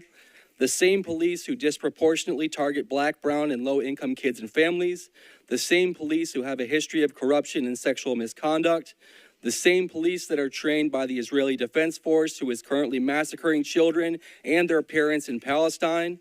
Some would tell you that this is a resolution that would keep Nashville safer, but that couldn't be further from the truth. For working class people, this technology would be used to control us, to keep us quiet, to rob us of our dignity, and as a pretext to use violence against us. To everyone here today, we are at a moment in time where there are record profits for billionaires, and simultaneously people cannot afford groceries or homes, and it is effectively illegal to be homeless. Nearly 70% of us are one emergency away from losing everything and ending up a victim of the so-called criminal justice system. So when you've had enough, when you're done with struggling while the billionaire class lives in opulence, and you take to the streets to make your voices heard, Fusus technology would be there with open arms, ready to embrace you with violent police suppression, like the student encampments for Palestine, like the Ferguson uprisings, and so many other events where the will of the people was seen as a threat to the people in power. The people of Nashville deserve better. I ask you to vote no. Thank you. Go ahead and come forward. Go ahead. Hello, my name is Zach Grimes. I'm a resident in, I believe, District 28 under Mr. David Benton. I wanted to speak today to council that, obviously, the resolution should not be passed. I encourage you to not defer, simply put an end to this contract. This type of technology affects all of us, and Fusus particularly has the potential to disrupt the privacy of our communities. And in fact, as so many before me have put in much more eloquent words than I, it puts our queer, immigrant, and homeless residents at risk. We cannot allow this resolution to pass.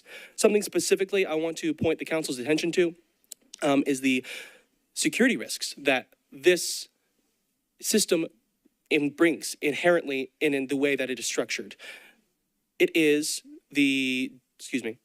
both the live feeds and the stored video footage are stored using cloud services, specifically, as my understanding, Amazon Web Services.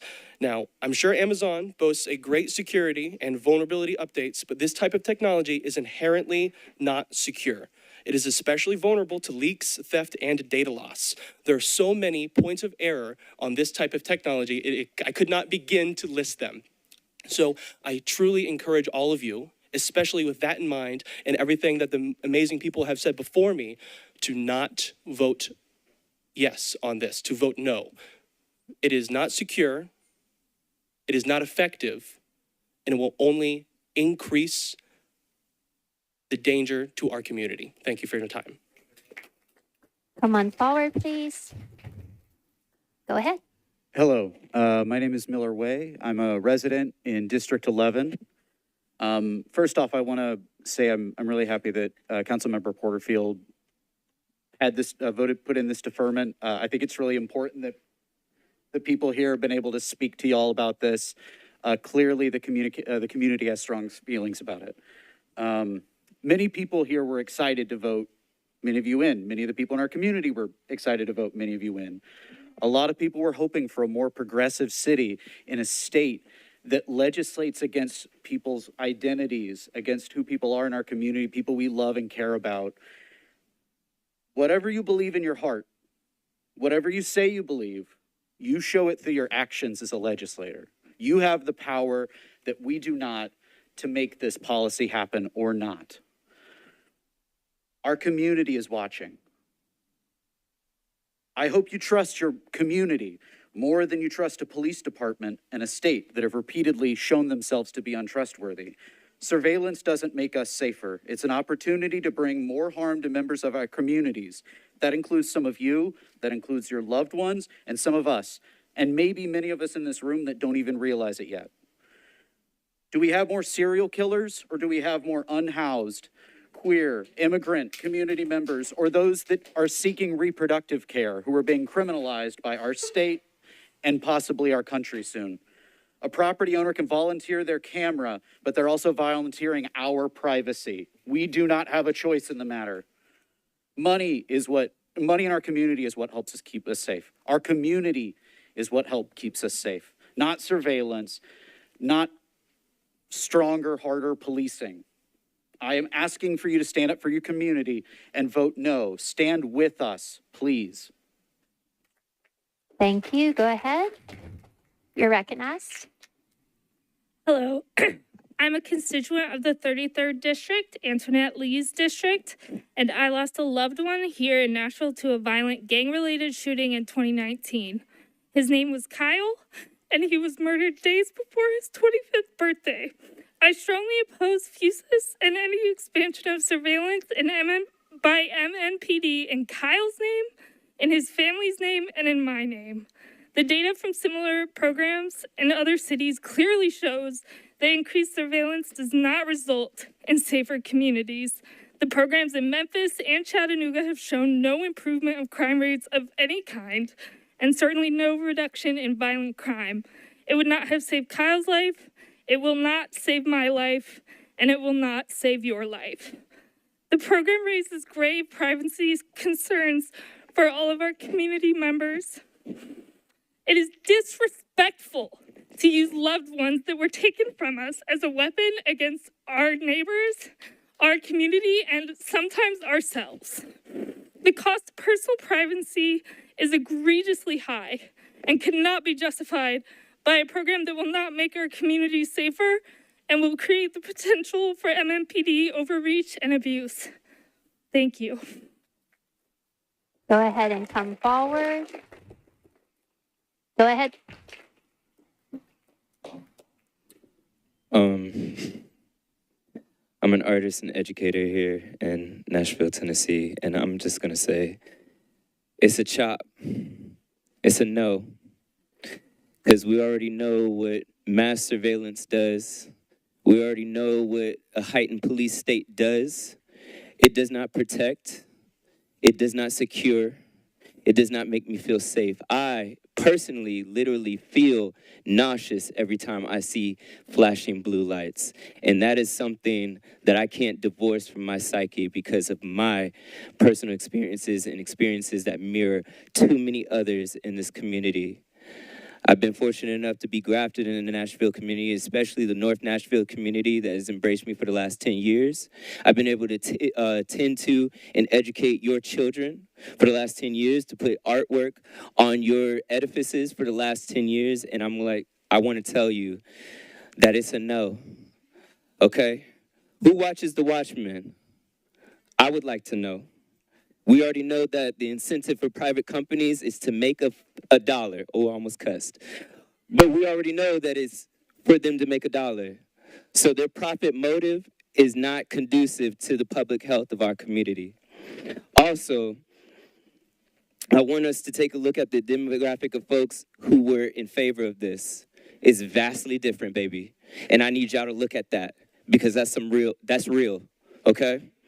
Also, I'm not the best speaker, but I'm gonna say what's on my heart. And instead of increasing the reach of our police state, how about we increase the reach of our love? How about we look at the folks who are houseless and know that poverty is, crime is a symptom of poverty. And how about you go and undergird those communities first before we start putting in these systems and these technologies to further grip them. I love y'all. Love us back, please. Thank you. Go ahead and come forward, please. You're recognized. Go ahead. Hi, my name is Gracie, and I live in District 18. I'm a former research analyst of the Community Oversight Board. Hi, everyone. Who helped draft the use of force, sexual misconduct, LPR, and Fusus reports. I'm urging you to vote no on RS 2024-792. The use of force and LPR reports show that MMPD's policing tactics have a disparate impact on low-income and non-white communities. The sexual misconduct report demonstrates an inability to address ongoing harmful issues within the department. But I'm not going to focus this comment on MMPD. What I am most concerned about are the implications for state and federal overreach in the upcoming years. Fusus technology presents a dangerous advancement in the surveillance network in Nashville. This surveillance system will be accessible through subpoenas to state and federal agents who have stated intentions to target immigrants, trans people, abortion seekers, and unhoused community members. I'm against using city funds to put our neighbors in danger and at risk for criminalization. Just last week, Tennessee Highway Patrol agents arrested unhoused community members sleeping on Metro and state land here in Nashville. One of these community members is someone that I have been helping to house in recent weeks as a homeless outreach worker. I'm concerned about the possible uses of surveillance to further criminalize our unhoused neighbors. As we look towards a future of public safety, I hope you consider whether surveillance is the best tool to keep all community members safe and to vote no on Fusus. Thank you. Come on forward. Hello, my name is John Rose. I live in Spring Hill. Although this doesn't, well, I do work in Nashville. I urge you to vote no to RS 2024-792. I don't believe the state should have that much ability to violate everyone's right to privacy. And I think this will hurt a lot more people than it supposedly helps, especially marginalized communities. And I urge you to vote no. I yield my time. Thank you. Thank you. Go ahead and come forward, please. Good evening, Council. I'm Dr. Stacey Elliott. I live in District 16, and I'm very thankful to be in a district where my council member, Jenny, said that she has always been no on Fusus. And I also appreciate that Jenny has always been an ally for labor and the working class in this city. Speaking of, I'd like to give a shout out to my friends from SEIU that represents a lot of the workers that keep this city running. I am not up here to dunk on people I disagree with politically, although I have seen the John Morant highlight reel tonight. I just want to say that I don't think it's naive to think that everyone in this room cares about safety, cares about our neighbors and our community in Nashville. Now, we might have very different constructs of what safety is. We might have different constructs of what crime is versus what harm is. Because not everything that is on the books in a policy and legislation as a crime actually causes harm. And not everything that causes harm to our city and to the people that live and work here is adequately deemed as the crime that it is. So one of the things I wanted to share with you is what my vision of safety is. And I apologize because it's personal and because I did not take my meds this morning. But I live in the Glen Cleft cluster. I live on Curry Road. And when I was between jobs as a researcher for University of Tennessee and my current job working with the labor union, I was able to do some part-time work because of a federal funded program that provides respite care for people who receive Medicaid. All right, and this is something that allowed my neighbors to prosper. I was able to work with my next door neighbor on that. And even though I've been in Tennessee long enough to remember when the last bill governor abandoned people and left $90 million in Medicaid on the table, we've seen what those federal programs, when we invest in each other and our ability to take care of our community, what it looks like to have respite care for our neighbors that are elderly and take care of their elderly spouse because no one else is there to do it. Safety to me looks like taking care of each other, not surveillance of each other. Thank you. Thank you. Go ahead and come forward, please. You're recognized. Go ahead. Hey there, I'm Matt. Yeah, I think it's just about all been said already. This is, yeah, this is kind of a deeply unpopular thing. That's why the line is so long. That's why we're clapping. Nobody trusts MNPD with this data, and this is just going to be used to target all the wrong people. So I just want to say thanks everybody for coming out. I'm glad the council has to suffer or listen through its constituents, and hope everybody has a good night. All right. Go ahead. You're recognized. My name is Lydia Youssef, and I want to acknowledge the pain that has been re-triggered and brought into this room because of this topic. For years, shootings were on a monthly basis in a part of Russ Bradford's District 13 that immigrants call Millwood. Every time the cops would be called, rarely would MNPD show up, even though Millwood is heavily policed and just 5 minutes from the police headquarters. Nashvillians of color waiting for the bus or grocery shopping or waiting for their oil change would be critically injured or die month after month. Because of the lack of MNPD response, business owners stepped in and bought cameras and developed their own shooting safety protocols. Once the first shots rang, one staff member would bring in unhoused people and customers from the parking lot and barricade the entrance, while another staff member called 911 and stayed on the line with dispatch. Shootings would last only a few minutes, less than 5 minutes, and the damage would be done. the cops nowhere. Even with footage from private cameras of license plates and faces swiftly and voluntarily given to MNPD from the business owners, the same violence occurred year after year. Cameras don't fix racism. In 2020, off Dickerson Pike in District 5, an Egyptian liquor store owner was shot in a matter of 2 minutes. A wife lost her husband, 2 teenagers lost their father.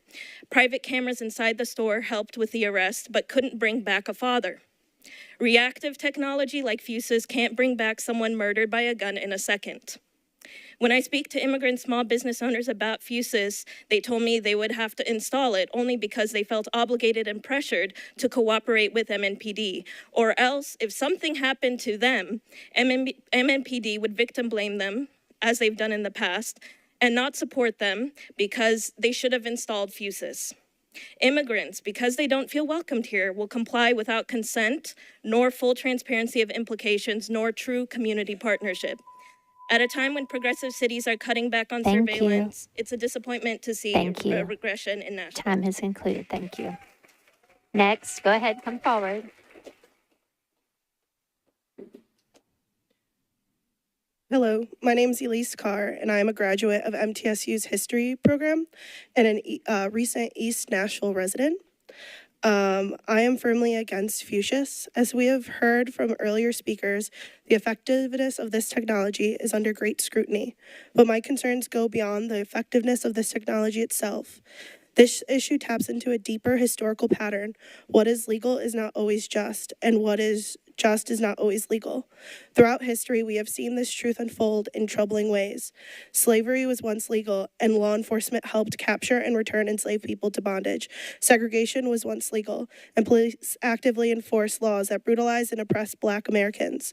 The system of Jim Crow, too, was once legal, and it empowered law enforcement to perpetuate racial injustice and impunity. Now we face a new Technology designed to protect the public could, in the wrong hands, be used to surveil, control, and oppress rather than serve. History has shown us how quickly unchecked power can be used to harm vulnerable communities. We are at a precipice where we risk returning to a system that protects the interests of the elite and undermines the right of ordinary people. As Audre Lorde once said, "Your silence will protect you." The lessons of history demand that we not remain silent now as we stand on the brink of repeating mistakes of the past. Please vote no. Go ahead. Hi, my name is Nicole Williams. In 2023, Davidson County elected a mayor who repeatedly opposed expansions of the surveillance state while on the council. That mayor put in his office 2 of the leading council voices against surveillance. One of them, the author of the bill that got us this public hearing, is sitting at the administration table tonight. And I hope that he feels every bit of the angst we feel, having elected a man we thought would protect us from further expansions of dangerous surveillance technology that no one here asked for. This county also elected a council more progressive than any in Nashville's history. We gave you a mandate. And that mandate was not to sleepwalk into the surveillance state. The mandate was to fight against policies and practices that will, not may, but will endanger our most vulnerable neighbors. If this is what we wanted, we could have voted for this. This was on the ballot. But in district after district, the 2023 election marked a decisive shift to the left and a repudiation of the mindset of constant deference to the police. Green Hills elected an ACLU lawyer, people. That is saying something. Now, I'm not going to go through the litany of reasons why this is dangerous and antithetical to the values that many of you espouse, because I'm tired. I'm tired of fighting when the people we thought were on our side, the people we relied on to fight with us and for us, have abandoned us in the name of political expediency. And I know we don't have the votes to defeat this. I'm not delusional, but we are not going anywhere. We see you. We are here. We are watching. If you call yourself progressive and you want support from progressives in your next election, this is a pivotal vote.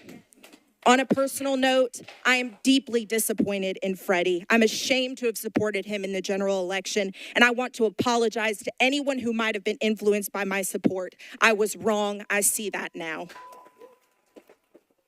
Go ahead and come forward. You're recognized. I'm Angus. Y'all know why I'm here.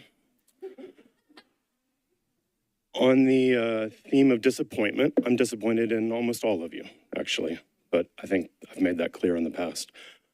I can't better explain than all these people the myriad problems with further rubber stamping deeply dangerous technologies for MNPD. We've told you in the past, none of these technologies prevent crime. They're reactive measures. Reactive policing disproportionately exacerbates potential negative outcomes for all citizens. I recognize that some of you are excited, empowered, and perhaps even personally enriched by the rising threat of authoritarianism at the state and federal level. To the rest of you, when I was thinking about this today, all your photo ops and feel-good social media posts from the past year plus came to mind. If you claim to stand against oppression, if you claim to represent our most vulnerable neighbors, if you woke up November 6th with a new sense of dread or fear about the future, that only demonstrates your privilege. Many of our neighbors live with that fear for a lifetime. If you've ever asked yourself, what would I do when faced with the realities that require the deepest moral conviction? This is that moment. I know this is going to be deferred. Probably so you can pass it in 2 weeks when you're no longer burdened by the voices of the people. I simply demand that you remember what they've said. I've been asked not to go on the record with the comments a couple of you had while campaigning, because I'd probably be gavelled out of order. But some of you made pretty powerful statements about policing, to me personally and to other organizers. And I expect to see that conviction in these votes. Go ahead, you're recognized. My name is India Pungarcher. I live in District 20, and I'm also the Associate Director of Advocacy at Open Table Nashville, a grassroots nonprofit here in Nashville that works with people experiencing homelessness. I, along with many other community members who have already spoken tonight, we did our homework, and I did attend a Fusus demonstration at the Community Safety Center yesterday. From that experience, I believe that if MMPD was serious about utilizing Fusus to decrease response time, as I was told at said demonstration, was the primary reason in which they needed this technology and integration.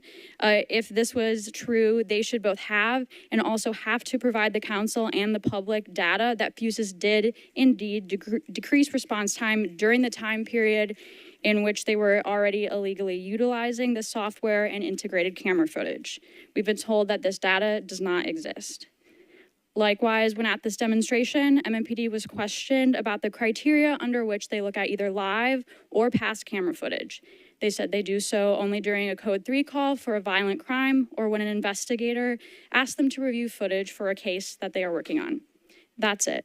They expressed they were not aware of a written policy or procedure beyond this. They described that they were bound by a verbal agreement that only the 5 individuals who work out of said room in the Community Safety Center have access to live or private business footage that they store for 10 days or Metro footage that they store for 30 days. That is an insane amount of responsibility to put in the hand of 5 individuals who apparently are unaware of any written policy by which they are bound by. No other department continues to get this level of deference from Metro, and it's deeply disappointing and exhausting. It was also explained to us that Fusus is needed in order to give more information to officers as they are responding to a scene so they can catch perpetrators more quickly. We'll be trusting MMPD staff who are showing up with their own lifetime of biases to describe people, and I ran out of time. Thank you. Thank you. Go ahead and come forward, please. Hi, my name is Livy Powell, and I'm a teacher, and I lead a classroom of 4 to 5-year-olds with and without disabilities at Vanderbilt. I have 2 teaching anecdotes, but I just want to make sure that I'm clear when I say that school shootings and public safety impact every part of my day. Public safety is essential to Nashville and to everyone we love the most.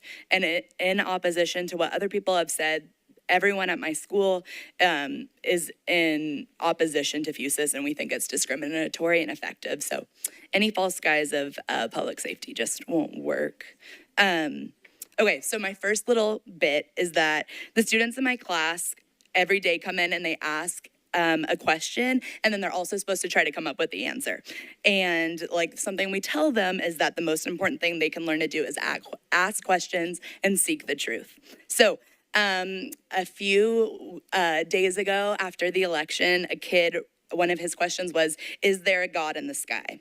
And I took a picture of it. And then as soon as I took a picture of it, he went and erased the board. And then he asked me to delete the picture from my phone. And when I asked him, he said that he didn't want my phone to know that he was questioning the existence of a God.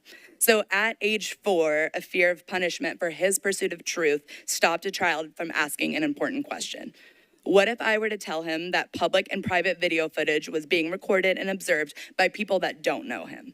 How might that influence the way he operates in the world or how he seeks truth? I understand that this might seem trivial, but it's important.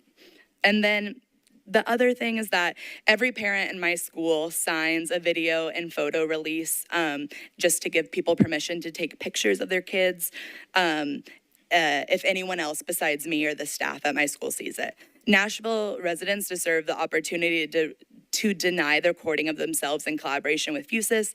The ACLU and the National Institute of Justice have said that mass surveillance through the monitoring of video feeds is costly, ineffective, and difficult to regulate. Denying the people of Nashville, especially our youngest residents, the right of informed consent on the use of their image recordings is a devastating violation of privacy. It's worth questioning.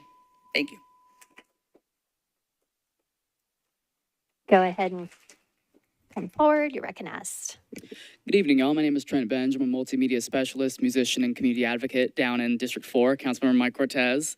I'm also the representative on the DCDP Executive Committee for that district. To quote Mayor O'Connell back in February about the Fusus program, I've always been mindful that systems can wind up having an adverse effect on otherwise law-abiding systems or citizens. A few months ago, an initiative to lower the age to run for council was killed over concerns of state alterations to the legal terms included in the amendment. And I come before you with similar concerns. 2 years ago, MNPD illegally entered into a similar contract that we have before us now. And our current proposal, it would be implemented as a mass surveillance system that could, at the choice of the state or even the federal government, as we have seen before in Tennessee, be used and abused to criminalize those who are unhoused, accessing medically necessary reproductive care, or who simply are a different race, religion, sexuality, or gender expression than we are. We have seen our state government time and time again either preempt or abuse systems that we have put in place to protect or benefit Nashvillians. We are playing with fire here. We cannot let our city get burnt. Thank you. Thank you. Go ahead and come forward. You're recognized. Hi, my name is Lane Porter. I'm a Nashville native, and I wasn't planning on speaking at all tonight. However, after hearing everybody, there's one point I personally have felt has been missed. And while it's not a very serious point, it is a point that can affect any single one of you, regardless of your demographic. In 2018, I was in a hit and run. I had camera footage, I had license plates. The police officer that showed up took the license plate, put it in, told me immediately the name and the address of the person who hit me. So I thought, great, the police are gonna find the person, give me the report, and justice will be served. I was so naive to think that. After months of waiting, I received the police report and it was completely blank with no information. It was my fault for being in the hit and run. No justice was served. With these license plate readers, what are the police gonna do with them if not serve the community? So I think you need to take that money, because we already have cameras, we already have witnesses, we already have license plate numbers, and put it into making the police do what they are supposed to do. Thank you. Thank you. Go ahead, you're recognized. My name is Judith Clerjune. I'm the Advocacy Director for the Tennessee Immigrant and Refugee Rights Coalition. So thank you for the opportunity to speak. I live in District 26.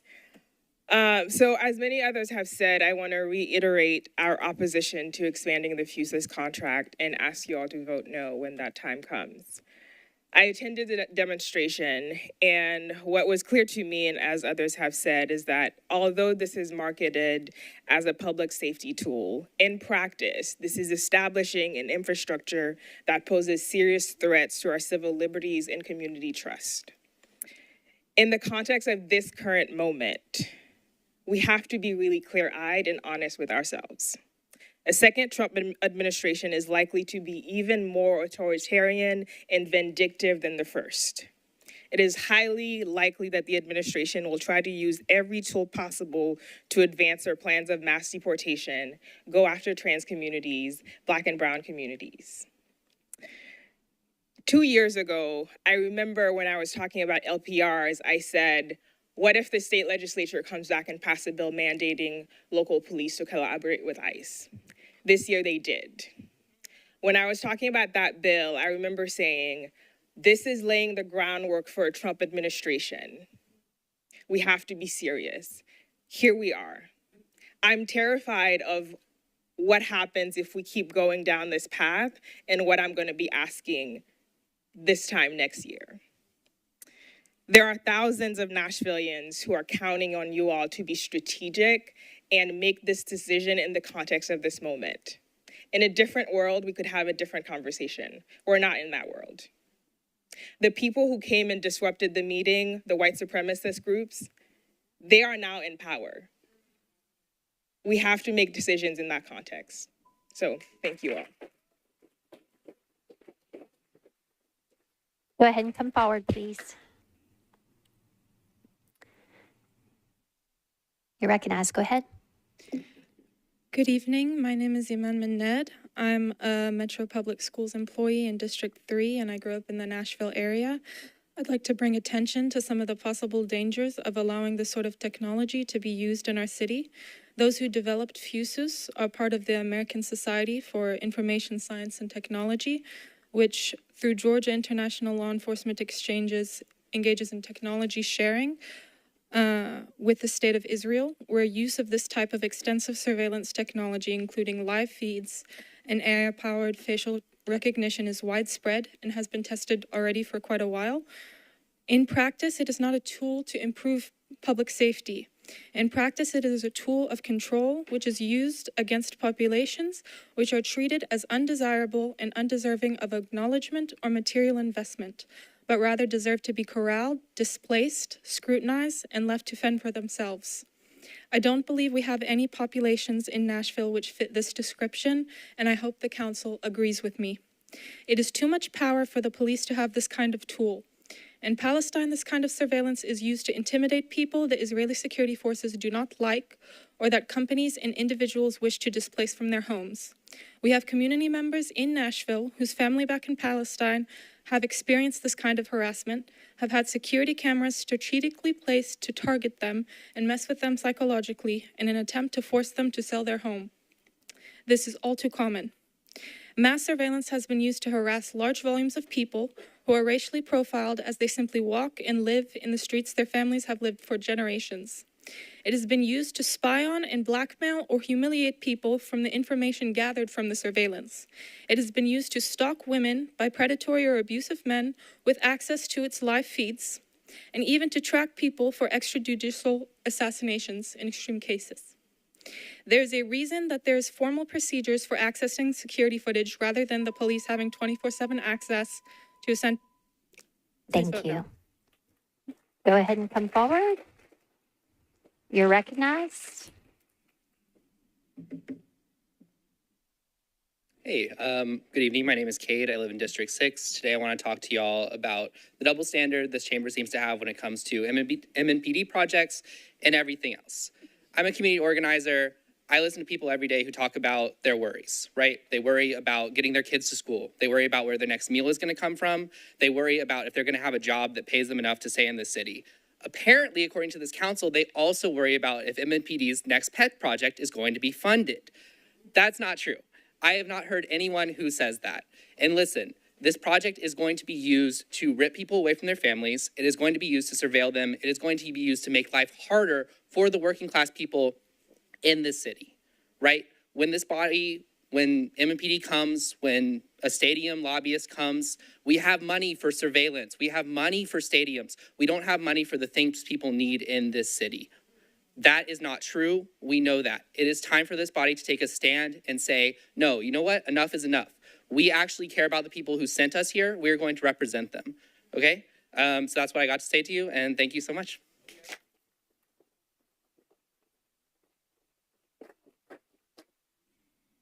Go ahead.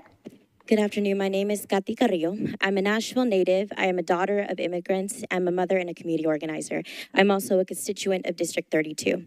I attended the demonstration of Fusus system and integrations that are possible 2 times. I attended the first with hope to understand more about the system that I could educate my community on and have my questions answered.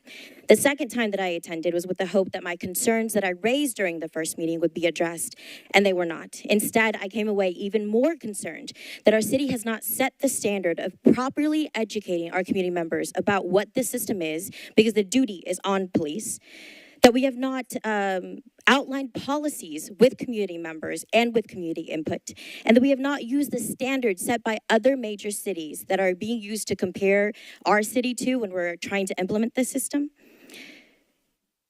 We have also not looked at trying to add anti-discrimination policies and guidelines like was outlined in the Community Review Board's Fusus policy review. Have you met the families that have been victims of family separation that have happened in this city? Have you taken the time to review all the instances in which ICE has used this city's resources to intimidate and threaten our immigrant neighbors? Have you read the resources published by the ACLU about how surveillance technology similar to Fusus has been used to attack immigrant communities? I'm asking you to please vote no on this legislation because the essential tools in it will still remain. We have not been given the policies, data, or guardrails to ensure that these new tools will indeed increase efficiency and safety for our city. If approved, you will be demonstrating to our community that this, in fact, is not a welcoming city. This resolution in any form, no matter what policies you add, will open a door of attacks on our immigrant community because that is the intention of the state. Please vote no for this resolution. Thank you. Go ahead and come forward. You're recognized. Hello, we're here again. We've been here a lot over the past 3 or 4 years fighting surveillance. Enough community engagement. We're here. People have emailed you. People have spoken out about it. We've done this for 4 years, and we're still here. And now, as some people have mentioned, we're here because of the same people who stood in front of us and promised us that they would not expand surveillance, that they would not go back to discriminatory policing. And so many of you have texted and emailed and looked all of us in the face and said, yeah, but there's guardrails in place. Yeah, but we trust MMPD. Yeah, but that doesn't matter. Do we see the news? Do we read the data? The 3 older white people who came and stood in favor of this had no data. They had anecdotes. Those are individual stories. I personally have spent 50 to 60 hours on Fusus research, compilation reading over the past 2 weeks. Raise your hand if you're a council member who has spent 50 to 60 hours on Fusus. That's what I thought. So when y'all say MMPD says this, Metro Legal or Dave Rosenberg says this, you haven't done your own research. When James Weaver and Joseph Woodson come and tell you, oh, this is how it's going to be done, those are lobbyists. Those are not your friends. Those are not community members. They are paid by the companies, the FOP, to make these points to you. I am sick of council members thanking me for educating them on shit I should not have to educate you on. If you're going to do a vote that is going to impact this entire city, do not have the audacity to talk to us like we're not the experts.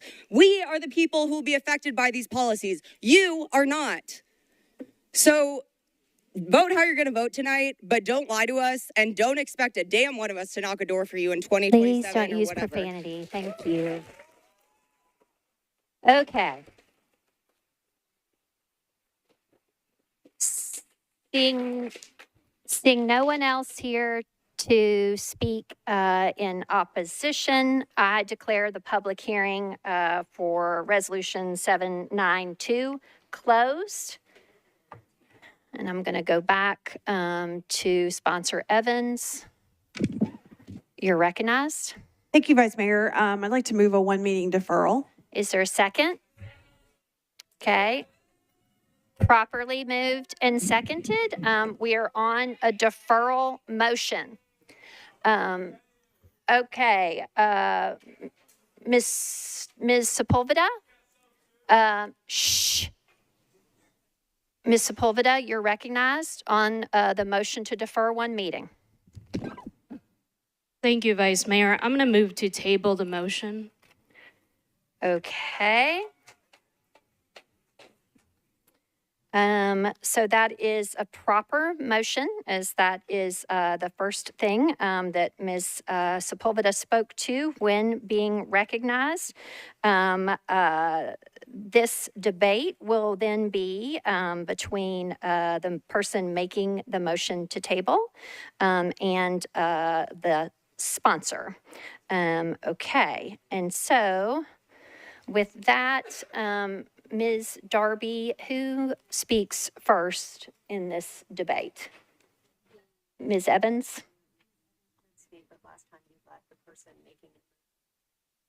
Okay.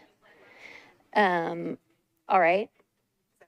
So, but what is the proper rule? The proper rule is that I think the person.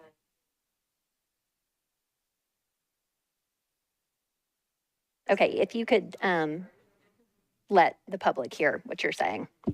Okay, so Ms. Darby has conveyed that it is the motion primary sponsor making the motion to defer who speaks first. Yes. Ms. Darby has also shared with me that at last meeting, I did make an error and I let the person making the tabling motion speak first. So duly noted, but because the proper order is to have the primary sponsor speak first, we will follow the proper order. And with that, Ms. Evans, you are recognized. This is a debate now between Ms. Evans and Councilmember Sepulveda. Go ahead, please.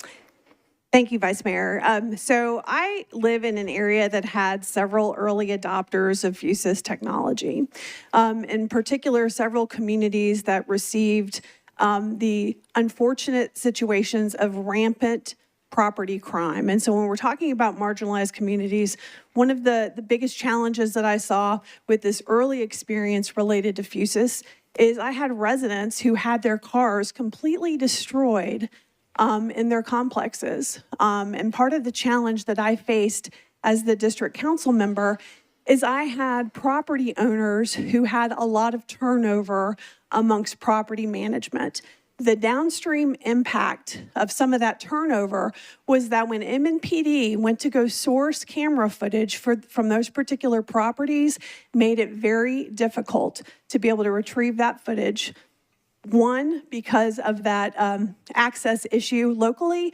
Also, because in one particular property situation, they were in the process of being sold at the time. So we also had out-of-state property owners that had challenges being able to provide footage in a timely way. Ultimately, I had residents who did not have transportation anymore to get to their jobs, to be able to get to healthcare appointments. And so as the district council person, you know, I helped fill in those gaps, got other community members to fill in those gaps. One of the things that we did 2 weeks ago is actually it was almost a month ago, we deferred the public hearing to this meeting. So that way we would enable more attendance for our public hearing. And one of the most valuable things from hearing from the community, whether it's via email or whether it's in person, is for that, you know, so we can react. And so I think that, you know, we're anticipating an amendment particular to this legislation that I think will be very important. And so ultimately, I would really hope that you would look at moving forward with the deferral so that way we can review the amendment, have that conversation, and move forward with a vote at that time. Thank you. Thank you, Ms. Evans. Okay, Ms. Sepulveda, on the motion to table the deferral motion. Go ahead. Thank you, Vice Mayor. Robberies citywide are down 9%. Violent crime is down 5% citywide. and aggravated assault is down 5.7% citywide. This is all without fuses and license plate readers. I want to remind you all that we are, like it was stated, setting the infrastructure in place that will create a mass surveillance network here in our city. We absolutely feel for people who have struggled with their property being stolen, lost, etc. But what we're talking about are people's lives. That's what I care about. We're talking about the possibility, but actually, I'm gonna go ahead and say the very, very likelihood that we will have mass deportations in a couple of months, the very likelihood that people who leave this state to go and get abortions will be tracked, the likelihood that anyone seeking to receive transgender affirming care will be tracked, anyone going to a protest. This is people's livelihoods. This is people's lives. This is people's privacy. I feel a sense of deja vu. We have been having this conversation for many years, several years, and I'm very tired. And I know many of you are new to the council. This is nothing new. This conversation has been going on for a very long time. And sadly, many of who I call my partners in crime are no longer on council. Some of them still remain here today. And sometimes it feels very lonely. If you, Councilmember Vo, can you stand for a second? Take a look at Councilmember Vo. I want you to take a look and realize that she is the only one representing her community. Councilmember Prepti, can you stand up? They're not speaking.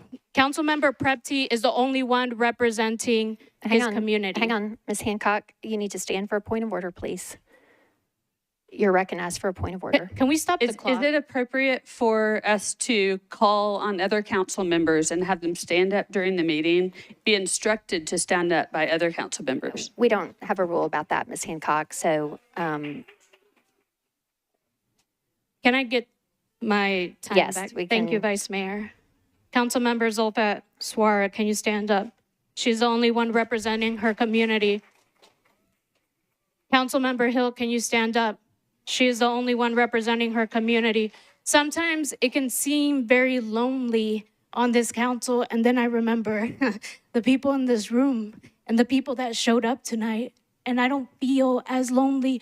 So there are no amount of amendments that could be added to this legislation that can make people feel comfortable or that can account for the possibilities of what the state and what the federal government can do and probably will do to try and harm us, because the state did do that. We came to you all last term and told you it is very likely that the state will give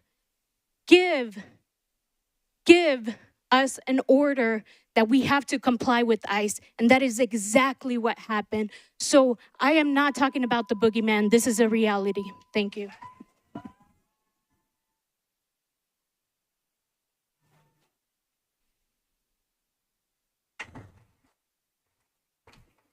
All right, members, you have heard the debate on the motion to table the one meeting deferral motion. So we will now take a vote on the motion to table. And I think I'm just going to go ahead and make the decision to roll call this out of the gate because it will be, I think, difficult to do by ear or by voice.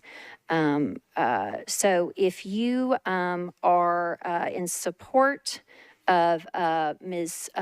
Sepulveda's motion to table, that would be a yes vote. If you are not in support of that, that is a no. Mr. Clerk, do you have a...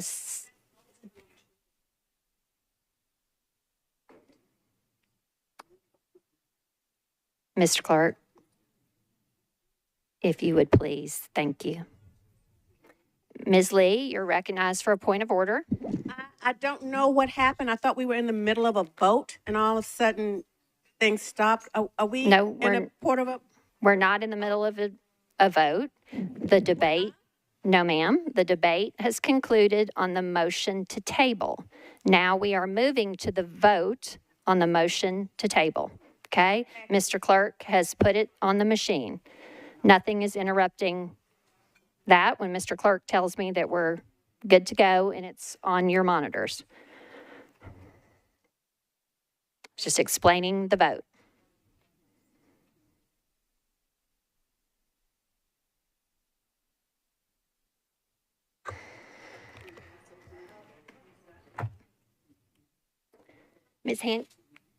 Ms. Hancock, if you want to make a point of order, you can do so from the floor. I need Ms. Darby to confer with me in this moment now. She's here to assist me. If you want a point of order, you can call it from the floor, okay?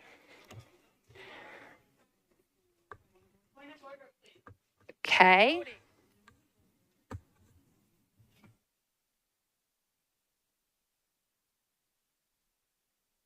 I'm not trying to stop the vote. I was just conferring with her about the point of order that I had made, that you said there wasn't a rule about that, but there is indeed a rule that says a council member can't talk directly to another council member. They need That to is talk to to the vice impugn mayor. them. They cannot directly impugn another member. And then if that is done, then that person may be recognized to counter that. So we can at any time, just to clarify, we can at any time ask another council member to stand up to Ms. Hancock, visualize. Is that true? I appreciate, let's take this up later because to Ms. Lee's point of order, we have now moved on to the vote. I made a determination on your previous point of order. Right. I just came back here because you asked me to do that. Sorry. Okay, I appreciate that. Okay. Mr. Clerk, where are we? Okay, all votes are in on the motion to table. Mr. Clerk, please show the vote.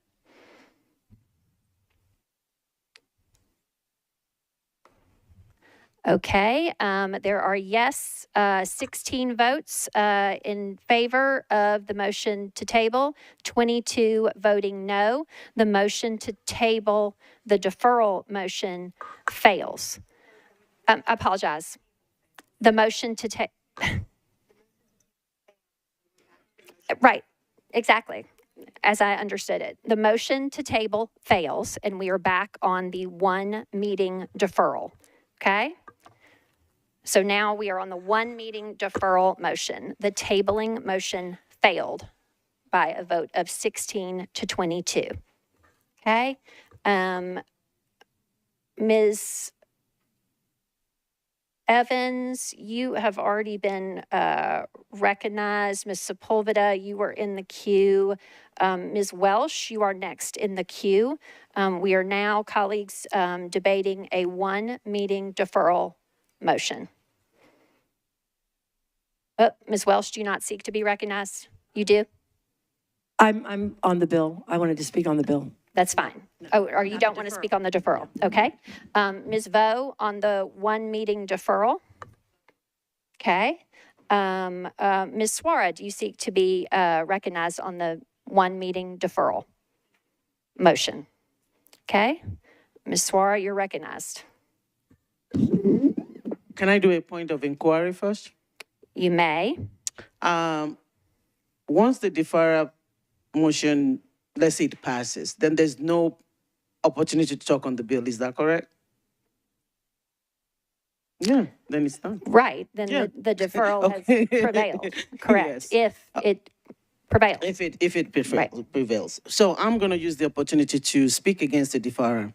And I'm going to ask for us not to defer based on my reason for us not wanting to vote on the bill itself. There's a couple of things that I want to point our attention to. There was a lot said during the demonstration that people went to that contradicts what we were told in committee. The people at the demonstration did not know there's a policy. The data retention date was different from what we were told, which tells me that the people that are supposed to be carrying this out, there's not a good communication between the MMPD department, and that really worries me. The other thing that I want you all to also, another reason why I think let's not defer and let's vote and let's finish this tonight is that 2 days after the election, there was a video that Titeran Siola put out. It was by Mike Davis. The video purportedly, or the statement was made about a year ago, but it talks about how they're going to be very happy putting kids in cages. And I remember that statement, and I was thinking, you know what? There's no one in this room that wants to put kids in cages. I know that. But anything that we do that makes that possible is on us.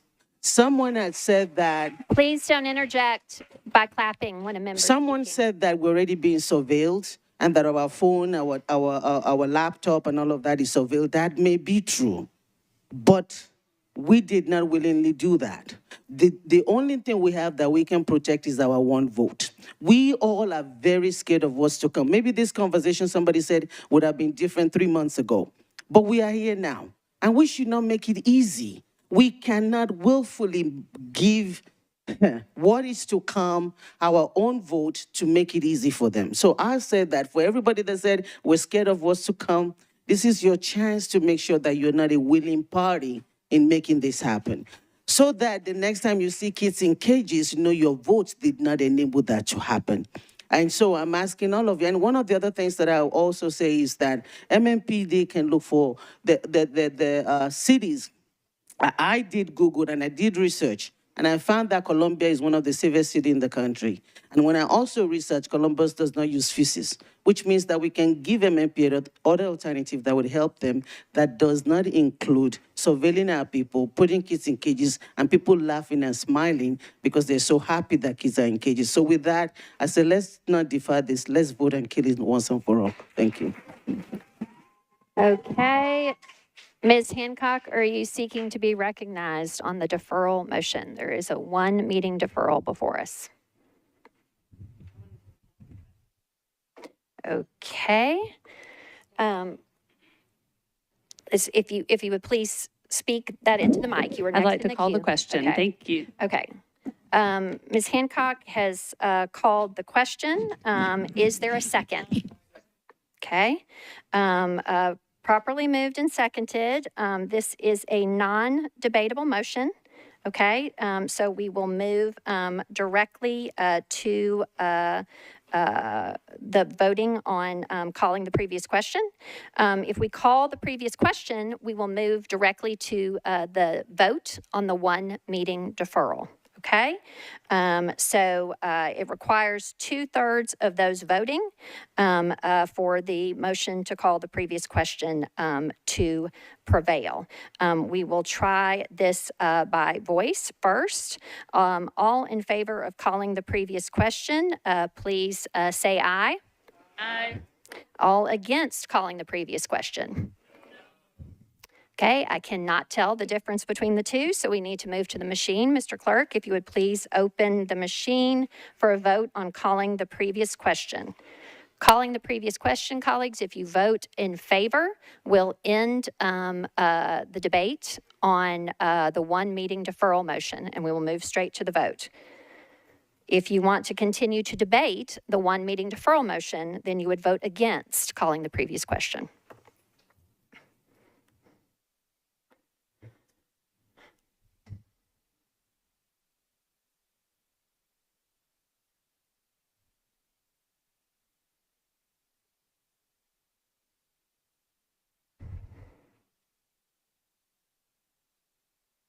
All votes are in. Mr. Clerk, please show the vote.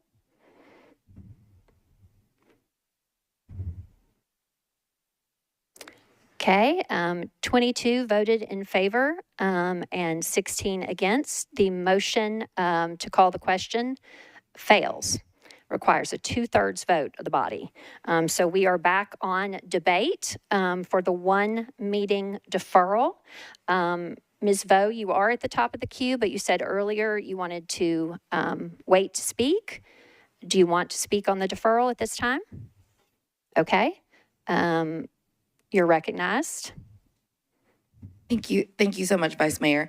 Yes, I am in opposition of the one meeting deferral. I definitely believe that we need to oppose this.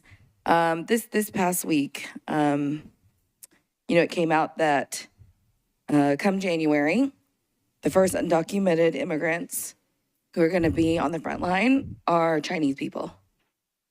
And when we talk about like the individuals in our community that are undocumented, there are over 30,000 of them. And they are Mexican, they are Guatemalan, they're Honduras, they're Hondurans, and they are, for Asian people, we're just all in one. And, you know, I find it really disingenuous when we talk about how our city is diverse and we love, you know, having immigrant businesses, we go and eat and, you know, we consume. But then when there actually is a policy that would directly harm immigrant communities, we're like, it's okay. In the word of safety, how can we sit here and say that? You know, when my community has been writing me, they're worried. They didn't even come out tonight. Do you all think about that? I think it's so hard when, yes, I may have not done 50 to 60 hours of research, but I did so much research. And when it comes down to it, Fusus does expand surveillance. We look at Atlanta. They've had it before us, okay? And when they started in June 2022, at their press conference with the Atlanta Police Department, they had over 3,000 registered and then 5,798 integrated cameras. A year later, do you know what that number is? Does anyone know? It tripled. Now they have over 16,000 registered and then 15,329 integrated cameras. That was a year later in 2023. Today, how many cameras are registered with MNPD? 1,250, I think 3. It might be a few more today. And what does that look like? Then next year, is it okay 3 times as much? And we feel safe? We feel better? Who is safer here? It is not the immigrant community. It is not the LGBT community. It is not the unhoused community. And I really think, and I really hope that y'all will think really hard and long when you vote tonight. Because then, whenever you go to a restaurant, and if it's an immigrant-owned restaurant, and think about how that affects that person, that family, their children, because that's the reality we are gonna be living in. And what am I gonna say to my constituents? You know, I'm the only person here that represents the Asian, Native Hawaiian, Pacific Islander community. Thank you. Okay, members, let's remember that we are on a 1 meeting deferral motion. If you want to express why you feel that it is time to move to the vote or you oppose this because of some aspects of the bill, that's a line. But let's stick to the deferral motion, please, okay? Ms. Johnston, you're recognized. Previous question and request to go on the board. Okay, is there a second? Okay, the request, I guess that's a combined motion. You're calling the previous question with a request for a roll call. The roll call aspect requires 3 seconds. Can I see by a show of hands if there are seconds? Okay. Okay, so there is a motion to call the previous question with a roll call with sufficient seconds for the same. And so with that, Mr. Clerk, if you would please open, okay, yep, Ms. Lee, you're recognized. Please stand for a point of order. It may be an inquiry. Would you please just state what the previous question is again, please? Yes. When a member moves to call the previous question, that is a non-debatable motion. It terminates the debate if it prevails. So it requires 2/3 of members voting. If you want to support the motion to call the previous question, that means you want to end debate on the 1 meeting deferral and move to the vote. If you are against the motion to call the previous question, you want the debate on the 1 meeting deferral to continue. Is that okay? Everyone clear? Okay. All right. Mr. Clerk, if you would please put the motion to call the previous question on the board.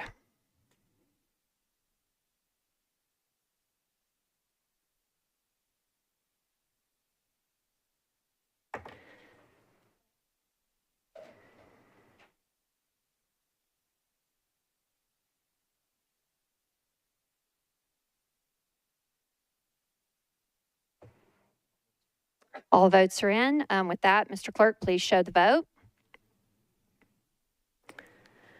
Okay, the motion to call the previous question fails again because the motion to call the previous question requires 2/3 of those voting. So with a vote of 24 to 13, that does not achieve the 2/3 threshold. So we are continuing at this time on the debate for a 1 meeting deferral.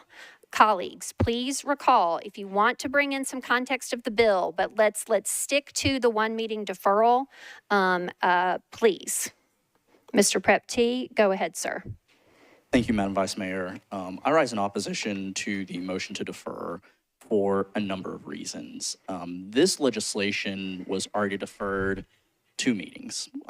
1 for a public hearing, 2, to provide council members the opportunity to tour the facility and give the opportunity for community feedback. There has been mention this evening of a potential amendment to this legislation. It was previously deferred for 2 meetings. That amendment could have come. That work could have come. We have had time to work on this. What this communicates to me is that there is known to be flaws with this program, with these policies, and to try and bring it up in the 11th hour of a potential amendment that we know nothing about, I think flies in the face of what we've done thus far. And so what I want to do is provide the opportunity and pose a question through the chair, if the administration so wishes to answer, as to what, if anything, could potentially be included in this potential amendment. Okay. Mr. Rosenberg, for the administration, you're recognized, sir. Thank you, Madam President. Thank you, Councilman David Rosenberg with the Mayor's Office. We had conversations with advocates yesterday morning who expressed some concerns, and we believe that adding some language to the contract that adds protections against efforts to preempt, adding it to the contract itself, not the legislation, would take a step, maybe not satisfying all those concerns, but towards addressing them. Mr. Prep-T, does that answer your question? It does, Madam Vice Mayor, and I can appreciate that, and I appreciate the efforts to address those concerns. But those concerns are not new. They didn't arise yesterday. They have existed since the implementation of this program. And so for those reasons, I will be voting against this deferral and voting against the legislation. Thank you. Okay. Ms. Welsh on the 1 meeting deferral motion. Ma'am, go ahead. Thank you, Vice Mayor. My colleague, Mr. Prep-T, made one of the points that I wanted to make about amendments and why they were not included in the initial legislation. But I rise to speak against the deferral because I think that it is time that we make a real decision on this. I was in the Public Health and Safety meeting today when this was discussed, and there was a very robust discussion. But it was very interesting when the vote came 7-3 that it was all the white members who were yes and all the people of color who were no, because we white people have the privilege of not having to deal with what this technology can bring to our communities. And as a white person, I can afford to wait to see what's going to happen, but as a person of color, I can imagine that you can't. And I don't think that we should be waiting anymore.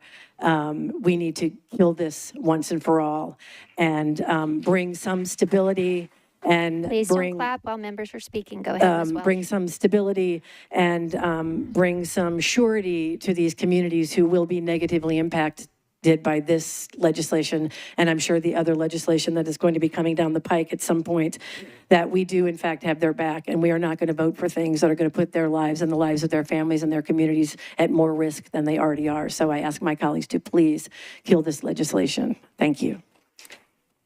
Okay, again, we are on a 1 meeting deferral motion. Mr. Ruth, oh, no, you're out of the queue. Ms. Benedict on the 1 meeting deferral. Thank you, Vice Mayor. So, goodness, I didn't know if that was the mic or my voice. Anyway, So I'm rising against the one meeting deferral. In my opinion, what I've heard tonight is that we're not going to gain anything new that wasn't available prior to the past 4 weeks. So maybe new information came to light to the administration, but it's not new information that most of us have heard who have been engaged with the community over the since this legislation came up. I've seen the demonstration of the software. I saw it when this came before us the last time. I don't think, anyway, I'm not going to talk about the merits of this. I'm going to speak directly to the deferral motion. I am not in favor of deferring this any longer. I think let's have a debate on the legislation itself, and let's make an up or down vote on it tonight. Thank you. Okay, Mr. Horton on the one meeting deferral motion, sir. Thank you, Vice Mayor. I rise in support of the one meeting deferral. I would like the contract that we vote on to be the best possible contract, as well as have the strongest possible safeguards for our community. I understand there's many in this room tonight who do not want the contract, and if that's the case, then we are still free to vote it down subsequently after evaluating the potential additional safeguards that could be entered into the contract. Thank you. Okay, Ms. Weiner, you're recognized on the one meeting deferral motion. Thank you, Vice Mayor. I'm white. I'm Jewish. I'm concerned about surveillance. I'm concerned about my safety. I'm concerned about the safety of every one of you, your children, and your grandchildren. I'm concerned about mine. I fully 100% support moving forward with a deferral so we can see what the options are to us in order for us not only to be safe, but for us to protect the safety of those around us. Okay, Mr. Nash, on the one meeting deferral motion, you're recognized, sir. Thank you, Madam President. I speak in favor of the deferral. One of the reasons we have public hearings is to hear from the public, and if we can make legislation better, do that. And I think we heard some things tonight. I know there was some also discussions about putting in the audit, make sure that we do at least annually and those kinds of things. So I think we need to give it another meeting. Okay. Seeing no one else seeking to be recognized on the one meeting deferral motion, we will move to the vote. I think let's go on the boards for this, please, Mr. Clerk.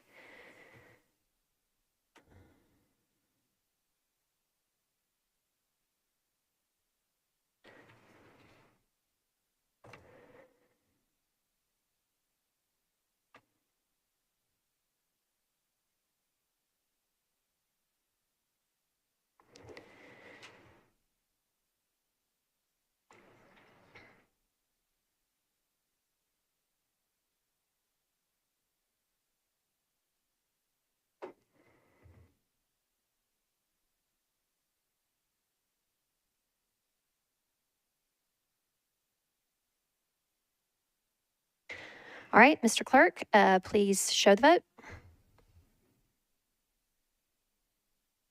Okay, this vote requires a majority of those voting. And so with that, the motion passes. The one meeting deferral motion has passed. This will be deferred to the first meeting in December. Quiet, please. Okay. The next item on public hearing is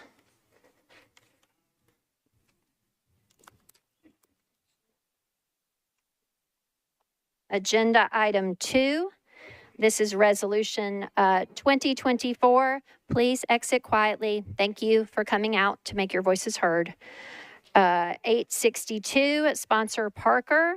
This is a resolution exempting Turkey Ice House LLC located at 800 Meridian Street from the minimum distance requirements for obtaining a beer permit pursuant to section 7.08.090.E of the Metropolitan Code.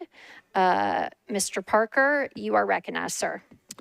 Thank you, Vice Mayor. Committee reports, please. Okay. Chair Hill for the report of government operations, please, on 862. Thank you, Madam Vice Mayor. Government operations regulations voted approval, 6 in favor, 2 against, 0 non-voting. Okay. It's back to you, Mr. Parker. Thank you. I'd like to open the public hearing. Okay. I declare the public hearing open for Resolution 862. Would all members of the public here in support of this resolution please raise your hand? Okay. Would all members of the public here in opposition to this resolution please raise your hand? Okay, seeing no one here in opposition, do the gentlemen here in support seek to be recognized? Okay, you're very welcome. Come on forward.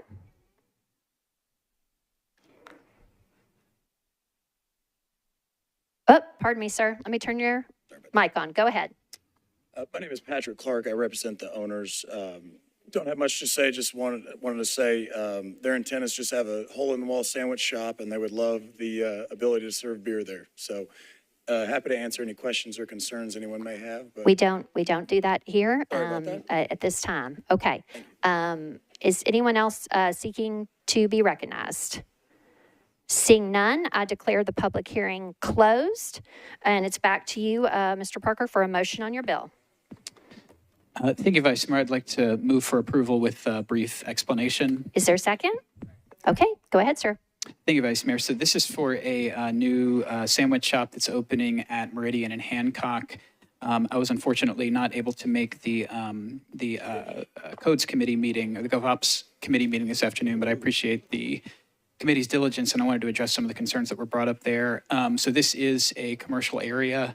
This stretch of Meridian has been zoned commercial since at least 1974. That's as far back as the parcel viewer goes. I don't have an easy way to find out what it was zoned before, but it is right in an urban neighborhood, in my neighborhood of McFerrin Park, so there are residences nearby.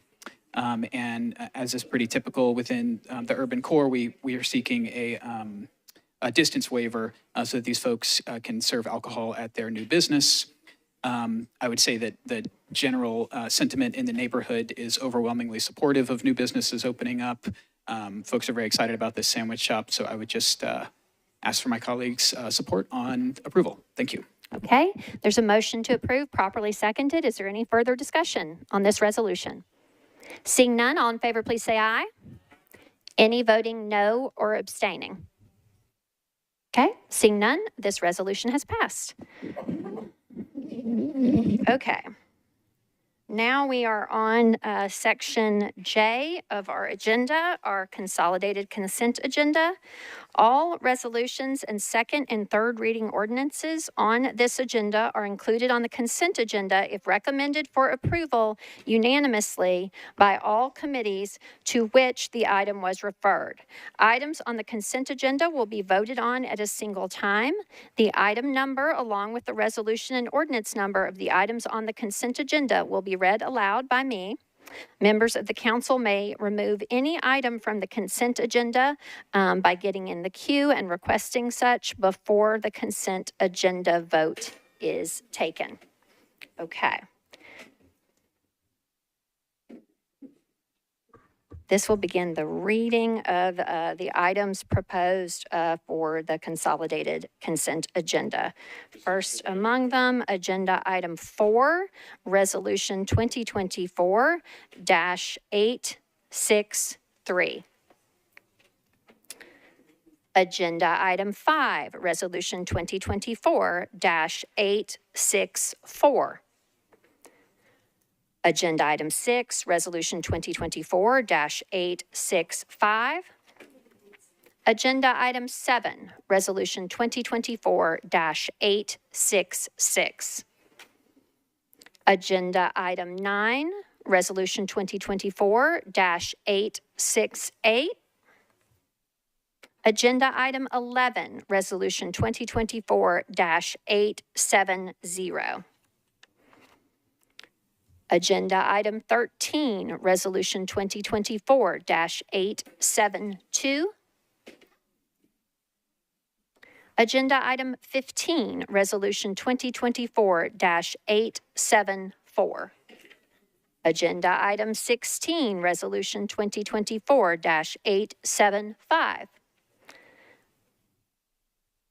Okay, moving on to items on second reading. Proposed for consent. Agenda item 30, Ordinance BL 2024-596. Agenda item 32, Ordinance BL 2024-599. Agenda item 33, Ordinance BL 2024-600. Agenda item 34, Ordinance BL 2024-601.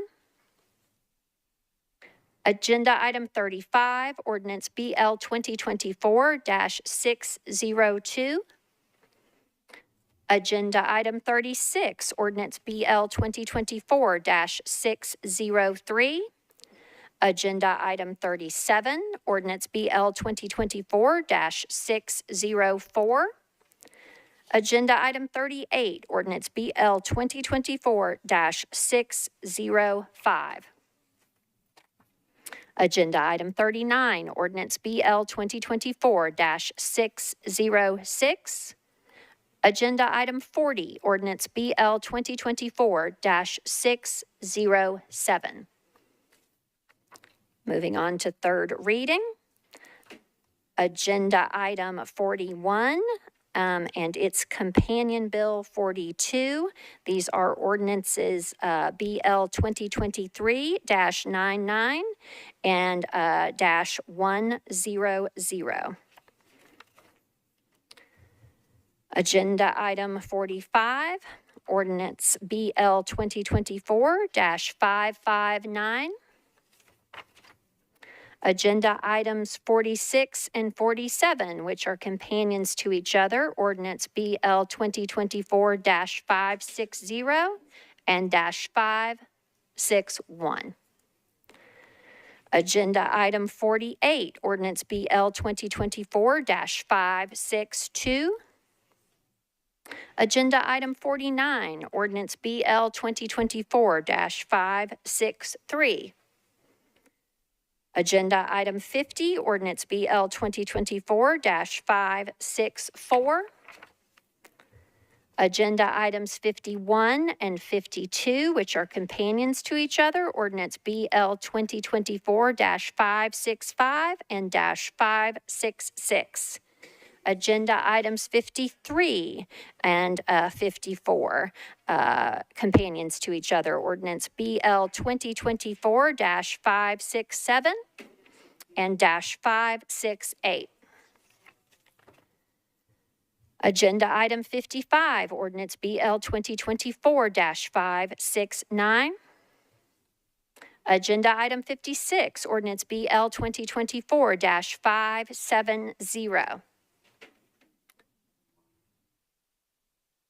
And, agenda item 56-570 and agenda item 57-571. Which one? 56 is not. Okay, I'm sorry, 56 is not on consent, okay? There is a proposed substitute, so that is not on consent. Okay, so 57, however, is on consent. That is ordinance BL 2024-571 is on consent. Agenda item 56 is not. Agenda item 58 is not. So the next on consent is agenda item 60. And agenda item 61, it's ordinance BL 2024-576 and -577. Next on consent is agenda item 62, ordinance BL 2024-578. Agenda item 63, ordinance BL 2024-579. Agenda item 64, ordinance BL 2024-580. Agenda item 65, ordinance BL 2024-582. Agenda item 66, ordinance BL 2024-583. Agenda item 67, ordinance BL 2024-584. Agenda item 68, ordinance BL 2024-585. Agenda item 69, ordinance BL 2024-586.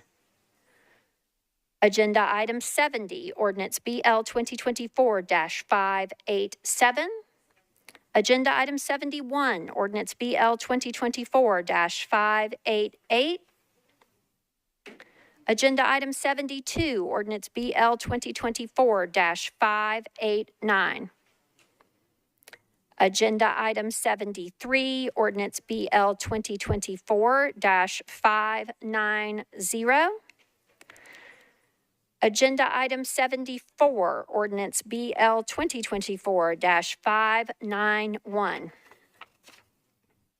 Agenda item 75, ordinance BL 2024-592.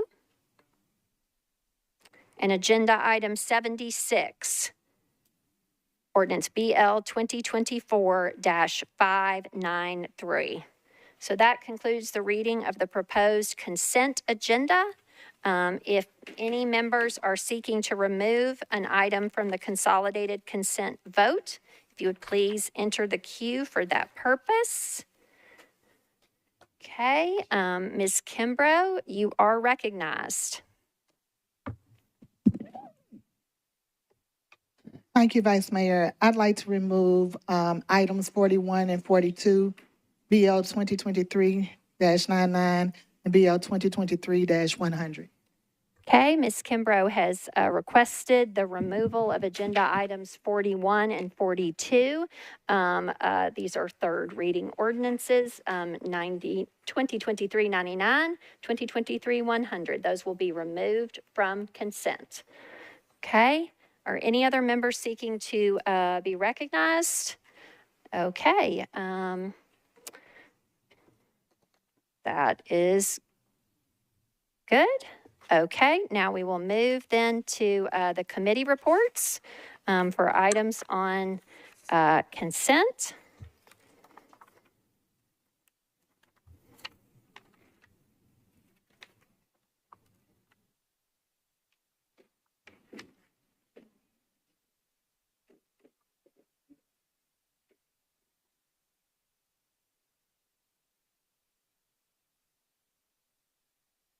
Okay. First among those reports, Vice Chair Toombs for the report of Budget and Finance Committee for items on the consent agenda, please, ma'am. Thank you, Madam Vice Mayor. Quick question before I start. Yes, ma'am. Resolution 2024-867 and 869, are those on consent? I show them here. Yes, ma'am. Okay, great. Okay. Budget and Finance voted to recommend approval of Resolution 2024-863, 10 in favor, 0 against, 0 not voting. Resolution 2024-864, 9 in favor, 0 against, 0 not voting. Resolution 2024-865, 866, 867, 868, 869, and 870, 10 in favor, 0 against, and 0 not voting. For items on second reading, Budget and Finance voted to recommend approval of Bill 2024-596, 599, 600, 601, 602, 603, and 604, 10 in favor, 0 against, and 0 not voting. Okay, thank you so much. Okay, next for the report of Arts, Parks, and Libraries and Entertainment Committee, Chair Gadd, you're recognized. Yeah, so on BL 2024-599, the committee unanimously approved, 6 in favor, 0 against, 0 not voting. BL 2024-600 approved, 6 in favor, 0 against, 0 not voting. BL 2024-601 The committee approved 6 in favor, 0 against, 0 not voting. BL 2024-602, the committee approved 6 in favor, 0 against, 0 not voting. And BL 2024-604, the committee approved 6 in favor, 0 against, 0 not voting. Okay, thank you, Chair Gad. Next is Planning and Zoning Committee. Chair Gamble, you're recognized. Thank you, Vice Mayor. Planning and Zoning considered RS 2024-872 on consent, 9 in favor, 0 against, 0 not voting. Bills on second reading consent, Bill 2024-599, 600, 601, 602, 603, 604, 605, 606, and 607. 9 in favor, 0 against, 0 not voting. Bills on third reading consent, Bill 2024-599, 560, 561, 562, 563. Is that still on consent? What, 563, third reading. I'm not sure what number that is. okay, I'm sorry, so 559, 560, 561, 562. And I apologize, I got, if 563, I wasn't sure if that was pulled off. 563 remains on consent. Okay. Great, thank you. And 564, 565, 566, 567, 568, 569, 571, 574, 575, 576, 577, 578, 579, 580, and 593. Recommended approval, 9 in favor, 0 against, 0 not voting. Okay, did you, Ms. Gamble, say 575? I don't show that on consent. 575, okay. No, It's ma'am, not on that's consent? 575 is not on consent. And So what I've about got, 574? no, ma'am. Okay, we'll take those two off. Okay, so then I've got 576, 577, 578, 579, 580. And 593.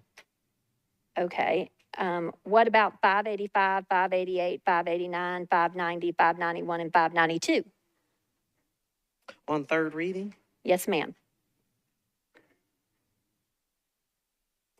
I don't have 580.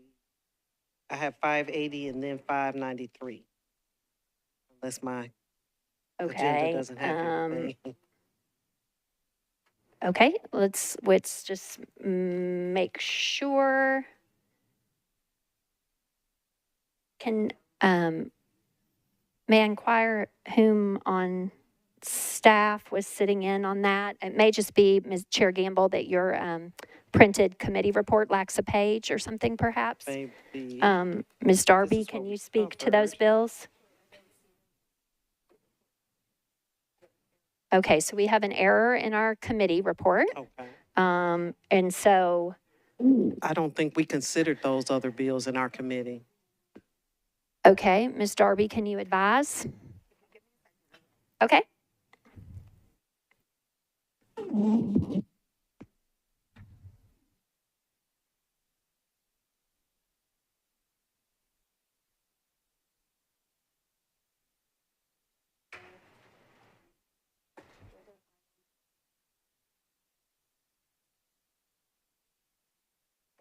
Okay.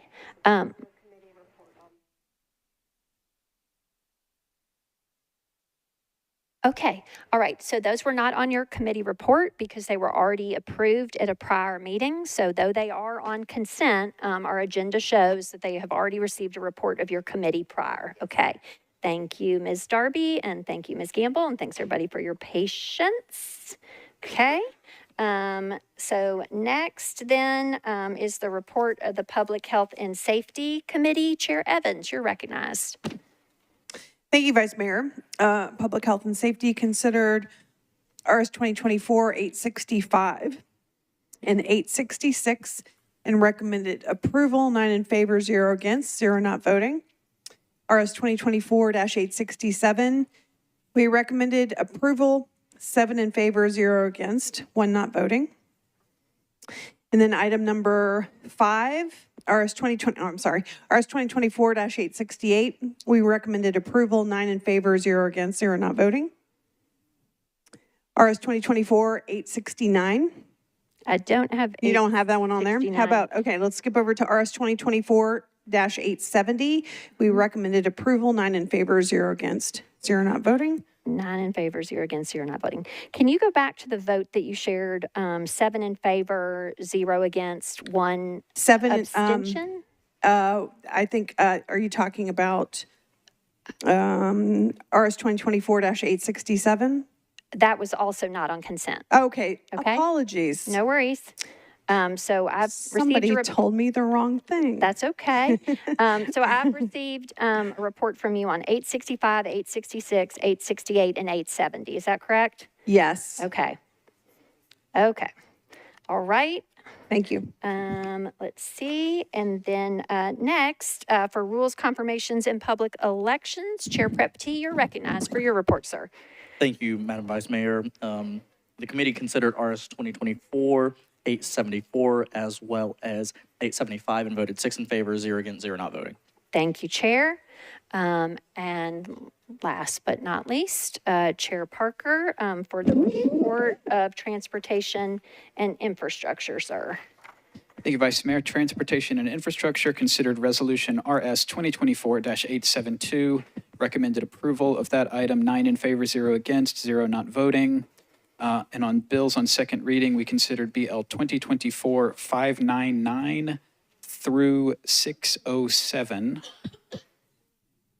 Yes, and we also recommended approval of all of those items, 9 in favor, 0 against, and 0 not voting. Okay, and could I get a motion on the consolidated consent agenda, please? With all committee reports in, I will move the consolidated consent agenda. Is there a second? Okay. All right. Is there any debate? Anyone seeking to be recognized? No. All in favor of the consolidated consent agenda, please say aye. Any voting no or abstaining? Okay, you have passed all items on the consolidated consent agenda, and we will now go back through in agenda order for items that were not proposed for consent or were pulled from consent. Okay. First among those is resolutions. Agenda item 3, RS 2024-791, sponsors Porterfield, Evans, and Benton. This is a resolution accepting a grant from the Nashville Police and Public Safety Alliance to the Metropolitan Government, acting by and through the Metropolitan Nashville Police Department to purchase the Zen City Blockwise platform to measure resident safety perceptions and trust in law enforcement through ongoing surveys to guide public safety strategies. With Ms. Porterfield absent, co-sponsor and chair of Public Health and Safety, Ms. Evans, you are recognized. Thank you, Vice Mayor. I'd like to move approval, please. Okay, let's see. Do we have committee reports? Okay, committee reports are already in from prior meeting. Okay, and so you have moved approval, is that correct? Yes, ma'am. Is there a second? Okay, properly moved and seconded. We are on debate on the motion to approve. First in the queue is Mr. Huffman, Vice Chair. You are recognized, sir. Thank you, Vice Mayor, and I'll keep my comments brief. Just wanted to make a comment in favor of this particular resolution. I spent this morning on a demo with a rep from Zen City. I felt it really pertinent to do so just so that I could understand the technology and speak to it to you guys tonight. I've got a background in technology, background in data. It's always nice to know what's going on in your community. What I found with Zen City is that it's a pretty straightforward solution that helps connect citizens to a department, in this instance, that sometimes has a negative connotation. I do see some good coming of this, as it was recently implemented in such cities as Minneapolis, Albuquerque, Los Angeles, Chicago, Louisville, all have implemented it with great success. There was some comments that were made in the last meeting regarding this targeting social media profiles. And essentially, I asked that question. All that they do is very similar to how a lot of us do political targeting through social media ads. They target based on demographics so that they can get answers to their questions. Also, the surveys themselves, they're very configurable. So I know Director Tucker, who I think is still back there, had mentioned that his department would be open to helping design that. I definitely think that would be an option. I don't see necessarily a reason to defer that to do that. I would think, and from talking with the MNPD, I think they would be open to that as well. But more than anything, we just need to get better info on our constituents. The cool thing about Zincity, it allows breakdowns by police precinct. You're able to get data that you probably wouldn't have known specifically regarding concerns by neighborhood. So I thought that was really interesting. We all are part-time in this role. Having a little bit of extra insight into our communities is never a bad thing. So with that, I ask for your approval. Okay, next is Councilwoman at Large, Swara. You're recognized. This is on a motion to approve. Thank you, Vice Mayor. I will be voting no. I was a yes in committee when this was first brought up. And I do believe that we need to get in touch with community to be able to build trust. But since then, a couple of things is one, I do agree that it's very important for us to reestablish programs that actually work with community groups and community members. I was part of a program like that through the Metro Human Relations Commission that I think we should look into that actually goes into community and talk to people. The second reason is that one of the concerns that I know that Councilmember Porterfield had initially when she decided to defer this was the idea of emails being tapped into and some of the information that could be out there. For me, and this is something that I want to say, the day after the election, I was scared, I was tired, I was sad, I was like a lot of people. And I went into hiding, and a lot of people were, like me, were very scared. And so, but I came out with a resolution that a lot of things is going to come down. And there's a lot of things that we're going to be asked to do. And I believe that it is my job or our job to fight as much as we can and to not make things too easy that will gather information that could be used in any way to affect privacy or just get private information on people. And so that is the reason why anything that has the possibility of looking at people's email, people's data, anything, with the fear of what's coming down that I cannot prevent. But I do know that the one thing that I have is my one vote. It's the one thing that I can use to fight with anything that I believe can infringe on the people that I serve. And so with that, I will be a no. Thank you. Thank you. Ms. Benedict, you're recognized. Thank you, Vice Mayor. So something that Director Tucker said tonight really resonated with me, and that's that, and I'm not going to say it as well as he did, but I will tell you that whenever I've tried to describe my marriage to my wife at how well I'm doing, I absolutely need to have a seat and sit and close my mouth because I'm wrong about it every single time. Likewise, she might be as well, but I'm not going to say that on a microphone here in front of the public and where she might be able to watch as well.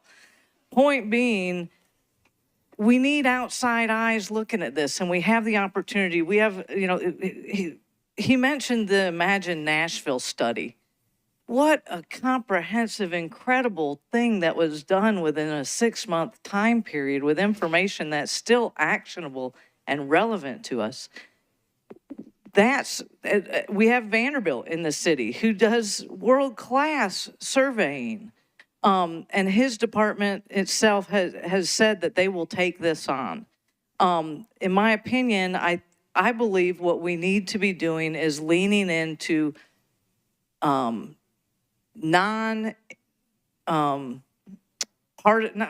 trying to get to folks who, I want an independent review of this, an independent spot. When I look at what the chief sent over with this is, creating a comprehensive plan for utilizing data obtained from this to improve public safety strategies and community engagement. I think we can get that through something that's not done by the police department. I think if I went to my wife and said, hey, I'm going to improve my relationship with you by doing this, and I'm assuming that it's improving the relationship prior to actually having made the improvement. So with all of that to say, I've spent more time talking about my wife than on the bill or the resolution, but I do think that I want to hear from Director Tucker, from MHRC, in order to understand what they could do in lieu of this. And I'd like to see that prior to the next council meeting. In fact, I would ask that if we could get that within about maybe a week from this Friday so that we could see what MHRC could do instead, then I would like to move for, and I will move now for a 1-meeting deferral with the request to that department to bring that information back to us. So with that, Vice Mayor, I move a 1-meeting deferral. Is there a second? Okay, properly moved and properly seconded. So we are on a motion to defer one meeting with the added request of MHRC to please share how they might themselves conduct a third-party similar survey. Okay. Ms. Evans, do you seek to be recognized on the 1-meeting deferral? Go ahead, Chair. Yes? Okay. Ms. Gadd, do you seek to be recognized on the 1-meeting deferral? Mr. Nash, do you seek to be recognized on the 1-meeting deferral? Go ahead, sir. I do. I like the 1-meeting deferral, but I want to remind folks that so much of the bills that we're talking about tonight came out way before the election, started way before the election. And we don't have to settle for one or the other. We can do a big survey by the Human Relations Commission, and this is kind of an ongoing thing for the police department to look at. So I'll support the 1-meeting deferral, but I don't think we necessarily need to limit ourselves to just one or the other. I think we can do both. Ms. Johnston, you're recognized. Oh, I'm sorry. I just doubled when I hit Mr. Nash and clicked you. Go ahead, ma'am. Thank you. I'm against the deferral. This is not an either or. This is a grant from an outside organization called Nashville Police and Public Safety Alliance that is granting us this software. They are not granting us money to give to another department to do whatever. So this isn't, oh, if we don't do this, let's see what Davy Tucker can do, or let's see what the CRB can do, or what. That's not what this is. If they want to do those things, they are welcome to do those things. This is a specific grant from a specific organization for a specific platform in order to get community feedback. So there's no reason to defer it. It doesn't matter how Mr. Tucker would do anything, because that's not what we're talking about. He can have a perfect plan to do it. We're not allocating dollars for that. We don't have money for that. This money is specifically for Zen City block-wise. So if you want to vote against it, but there's no reason to defer this. You either want to accept this grant from the Nashville Police and Public Safety Alliance for this purpose, or you don't. Thank you. Chair Evans, just double checking one more time. Not seeking to be recognized on the 1-meeting deferral. You want to wait, potentially. Okay. Mr. Parker, do you seek to be recognized on the 1-meeting deferral? Go ahead, sir. Thank you, Vice Mayor. So as I understand it, this is a platform, and so what we'd be approving is a contribution for the department to have access to that platform. What we don't have any information about is kind of the methodology that survey would use, what kinds of questions would be asked, what kinds of demographics would be reached. And I think what we've had the director of another department come and offer is to share some of that department's expertise to help craft a better or more effective methodology, not necessarily as a separate thing, but for this platform. As I understand it, I think the platform is probably agnostic to how you approach the survey. I think it's about delivering surveys would be my understanding, although I haven't used it. So my question, I have one question for Director Darby. So if we were to give a one meeting is what's on the floor, deferral, and I don't know how to convene the parties, the departments to talk to one another about hashing out a plan or an MOU or something. That I guess would be up to the directors of the departments, or perhaps if the administration thinks that's a worthwhile effort, they could help convene. But we've deferred this one time, so if talks had begun, but they had not arrived at like the level of a plan by the next meeting, we would not be triggering an indefinite deferral at that point by deferring it again if more time was needed. But are we going to have the opportunity to allow that conversation to continue a little longer, or do they have a kind of a deadline before our next meeting is my question. I will put that to Ms. Darby because you asked for that, but if this is, go ahead. There have been 2 deferrals thus far on this bill. You may recall that our rule changed recently to allow for 4 deferrals. On the 4th deferral, it will trigger an indefinite deferral. So if you were to defer it again tonight, we still are not at that indefinite deferral level. We would have one more remaining. Yes, you would have, if you deferred it tonight, it could come back at the next meeting. A subsequent deferral would be an indefinite deferral. So this would be the 3rd deferral. That's on the floor. The motion on the floor is the 3rd. That's And correct. the rules now on the 4th, it goes indefinite. Okay, thank you That for is that correct. reminder. Well, I'm supportive of a 1 meeting deferral to allow space for that conversation to happen. I wonder if a 2 meeting wouldn't be more appropriate, but I'm not going to make such a motion. Okay. Mr. Huffman, you are recognized, sir, on the 1 meeting deferral. Thank you, Vice Mayor. Just a quick point of clarity. So what we're purchasing here is the platform to put out these surveys. We're not purchasing a stock set of questions that we can't change. Just wanted to make that extremely clear. We're going to be able to, this is a blank canvas for us. And that's why I think we can comfortably move forward and work with Director Tucker's department in regards to those questions. I don't see the need for the deferral at this point unless someone has something groundbreaking. Thank you. Okay, seeing no one else seeking to be recognized on the 1 meeting deferral motion, we will move to the vote. We'll try it by voice first. All in favor of a 1 meeting deferral, please say aye. Aye. Any voting no against the deferral? Okay, any abstaining? Okay, the deferral motion prevails. This item is deferred 1 meeting.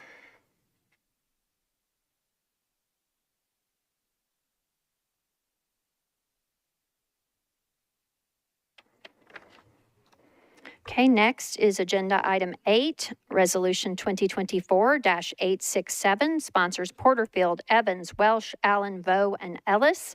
This is a resolution approving a grant contract between the Metropolitan Government of Nashville and Davidson County, acting by and through the Office of Family Safety and the Sexual Assault Center, and appropriating an additional $100,000 from the general fund for the grant. Co-sponsor, sponsor Evans, Chair of Public Health and Safety, you are recognized. Thank you. Committee reports, please. Okay, Vice Chair Toombs for the report of the Budget and Finance Committee. Agenda Item 8, Resolution 867. Oh, I'm sorry, Ms. Toombs. Go ahead, Vice Chair. Budget and Finance voted to recommend approval, 10 in favor, 0 against, 0 not voting. Thank you. And Chair Evans for your report as well. Thank you. Public Health and Safety recommended approval, 7 in favor, 0 against, 1 not voting. Okay. All righty. And could I have a motion, please, on the bill, Chair Evans? Yes, I'd like to move approval, please. Is there a second? Okay, properly moved and seconded. Is there any discussion on this resolution? Seeing none, all in favor, please say aye. Any voting no? Any abstaining? Okay, this resolution has passed. Oh, I apologize. So you are a no, or rather an abstention. Ms. Kimbrough, you will be recorded as an abstention.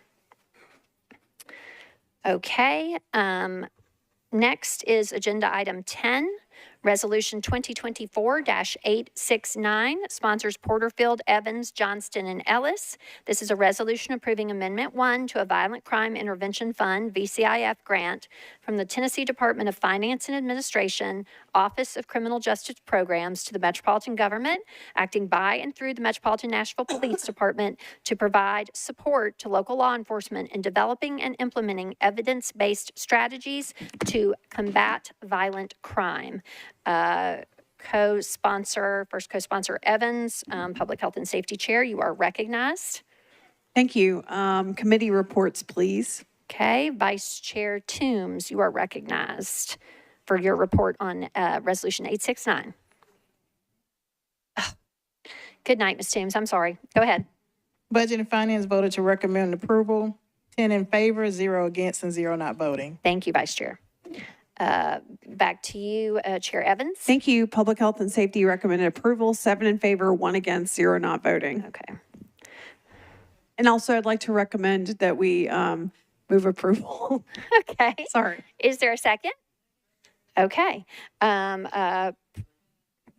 Properly moved and seconded. Okay, yeah.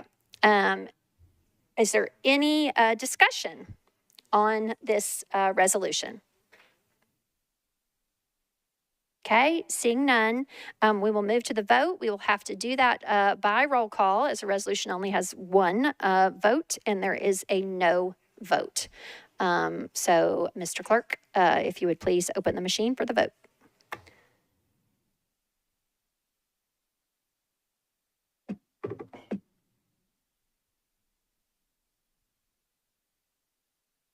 Mr. Parker, we had a no vote on this. We've got to do it by machine.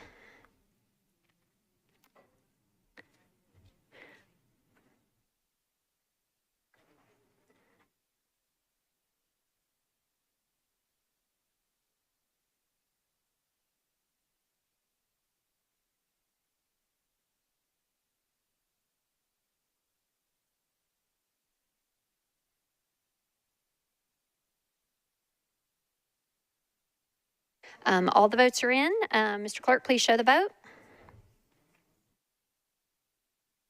Okay, this motion passes. The resolution passes with 35 votes yes and 2 votes no.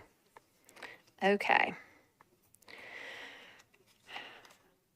Next is agenda item 12, resolution 2024-871, sponsors Porterfield, Evans, and Johnston. This is a resolution approving an application for the statewide School Resource Officer SRO program grant from the Tennessee Department of Safety and Homeland Security to the Metropolitan Government, acting by and through the Metropolitan Nashville Police Department to provide funding for placement of 1 full-time school resource officer SRO in each K-12 public and public charter school.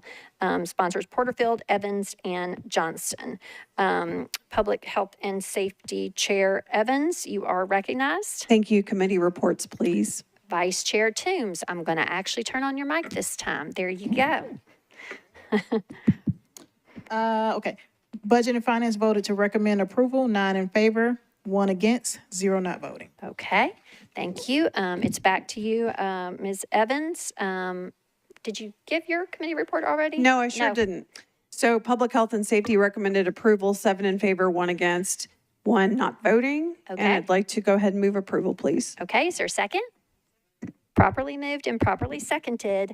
Is there any discussion? Okay, seeing none, I will presume, Ms. Darby, even though we know we only have 1 vote, it's a resolution, colleagues, with 1 vote for adoption. So, Mr. Clerk, we need to go on the machines, please, sir.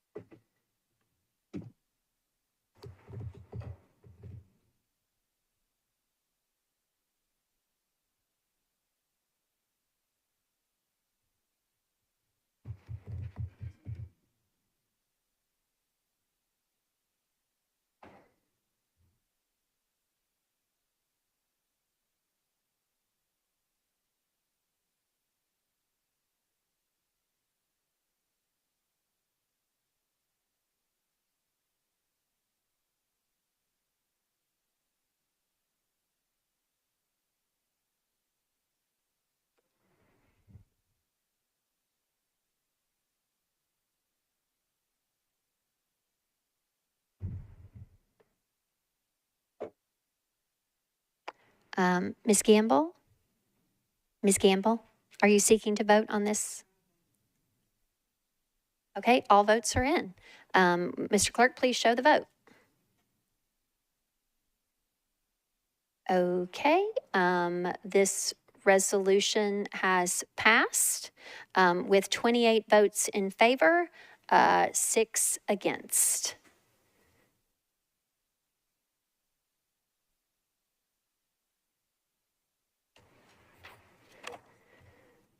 Okay, next is agenda item 14, resolution 2024-873, sponsors Eastlick, Coopin, Horton, Huffman, Stiles, Benton, Allen, and Bradford. This is a resolution urging the Metropolitan Nashville Police Department and the Nashville Department of Transportation and Multimodal Infrastructure to increase traffic enforcement. Mr. Eastlick, you're recognized, sir. Thank you. Withdraw to be reintroduced. Okay, the bill is withdrawn. Okay. Next is agenda item 17, resolution 2024-876, sponsors Toombs, Voswara, and Allen. This is a resolution honoring Rosetta Miller Perry on the occasion of her 90th birthday. Ms. Toombs, you are recognized. Thank you, Madam Vice Mayor. Committee report. Chair Prep T for the report of rules, confirmations, and public elections, sir, on 876. Thank you, Madam Vice Mayor. The Rules, Confirmations, and Public Elections Committee voted 6 in favor, 0 against, 0 not voting for a 1-meeting deferral. Okay. All right. Ms. Toombs, it's back to you for a motion on your resolution. Thank you. Move for a 1-meeting deferral. Is there? Oh, yeah. I'm sorry. That's a rule. Yep. Rule 8.1. That is an automatic deferral by rule. Okay. That is deferred to the next meeting. Okay. That concludes our timely filed resolutions. Next on your agenda, section L is item L1. This bill, or rather resolution, has no number. Sponsors Porterfield and Ms. Darby. Who else has signed on at this juncture, or Mr. Clerk is a co-sponsor? Okay, Ms. Toombs, you've signed on. Vice Chair Toombs. Okay, so Porterfield and Toombs. This is a resolution accepting a grant from the Tennessee Department of Economic and Community Development to the Metropolitan Government, acting by and through the Information Technology Services Department to provide services relating to the Broadband Connected Community Facilities program. Taking up this late resolution will require a suspension of the rules. So Ms. Toombs, you are recognized. Thank you, Madam Vice Mayor. I always forget the procedure. Do I need to suspend the rules first or ask for You can ask for the committee report, committee please, report, first. please. Chair Prep T, you're recognized, sir. Thank you, Madam Vice Mayor. The committee considered the late filed nature as well as the bill and voted 6 in favor, 0 against, 0 not voting, respectively. Okay. Okay, it is back to you, Ms. Toombs. I'd like to move to suspend the rules. Is there any objection to suspension of the rules, having heard the report of Chair Prep T? Okay, seeing none, the rules are suspended. So it's back to you, Ms. Toombs, for a motion. Well, first, your committee reports. Committee reports. Okay. You've got one yourself there for Budget and Finance. Budget and Finance voted to recommend approval, 10 in favor, 0 against, 0 not voting. Okay. And next is Chair Hill for Government Operations. You're recognized. Thank you, Madam Vice Mayor. We heard this and voted for approval, 8 in favor, 0 against, 0 not voting. Okay. Now it's back to you, Ms. Toombs, for a motion on the resolution. Move for approval. Okay. Is there a second? Okay, properly moved and properly seconded. Is there any discussion on this resolution? Okay, seeing none, all in favor, please say aye. Any voting no or abstaining? Okay, this resolution has passed. Okay. Next is bills on introduction and first reading. Without objection, all items on first reading may be voted on at the same time in a consolidated vote. Do any items need to be pulled from first reading consideration? If so, please enter the queue. Okay. Seeing none, is there a motion for approval of all items remaining on first consideration? Okay, properly moved and seconded. And so without objection, you have approved all items on first reading. Okay. Now we'll go to bills on second reading that were not on our consent agenda. First among those is agenda item 31, ordinance BL 2024-597, sponsors Porterfield and Evans. This is an ordinance to approve amendment number 2 to the contract between the Metropolitan Government of Nashville and Davidson County and Securus Technologies LLC to extend the terms of the contract.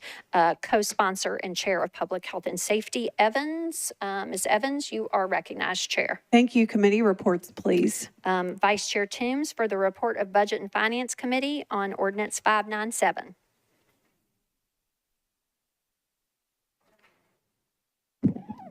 Budget and Finance voted to recommend approval, 10 in favor, 0 against, 0 not voting. Okay. Back to you, Chair Evans, for your report and a motion. Thank you, Vice Mayor. Public Health and Safety recommended approval, 7 in favor, 1 against, 0 not voting. And with that, I'd like to move approval. Okay. Is there a second? There's a motion to approve, properly seconded. Let's see, is there any discussion on this bill? Seeing none, as this is the second of 3 votes, we know we have a no. We can just go ahead and vote. All in favor, please say aye. Aye. Any voting no? Any voting no?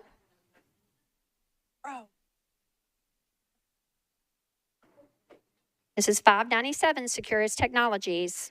You voted no in committee. Do you seek to vote no here? Okay. Any abstaining? Okay, Mr. Clerk, if you would please record Ms. Kimbrough as a no vote on this second of 3 readings of this ordinance. This ordinance has passed its second of 3 readings.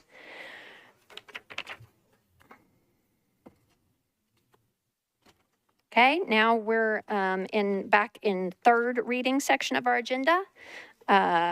First is agenda items 43 and 40. It's companion bill 44. These are ordinance BL 2024-486 and 487, sponsor Toombs. This is an ordinance to amend Title 17 of the Metropolitan Code of Laws, the zoning ordinance of the Metropolitan Government of Nashville and Davidson County by changing from RS 7.5 to SP zoning for property located at 520 Ewing Drive, approximately 375 feet west of Gwenwood Drive. This is 3.58 acres to permit 29 multifamily residential units. Ms. Toombs, you're recognized. You have a substitute. So for purposes, if you would please, I guess once you're on third, so we already have committee report in, or do we still have it? Nope, we don't, because it's planning and zoning. Yes, ma'am, go ahead. 41 and 42 were pulled off consent. Are we gonna? Okay, yep, you know what? I pulled them off of here. They were requested to be removed by Ms. Kimbrough. Thank you for the point of order and the reminder. I did not mark them in my binder. And so, let's see. Ms. Toombs, do you mind just kind of proceeding where we are, since we've already got it up on the board, just for the clarity? And then we will go back, colleagues, to 41 and 42 after we have disposed and worked with 43 and 44. Okay? Thank you for the clarification. Okay. Go ahead, Ms. Toombs. Committee report. Okay, Chair Gamble. If you would go ahead and give the report for 486 and 487, please, ma'am. Oh, yes, ma'am. Thank you.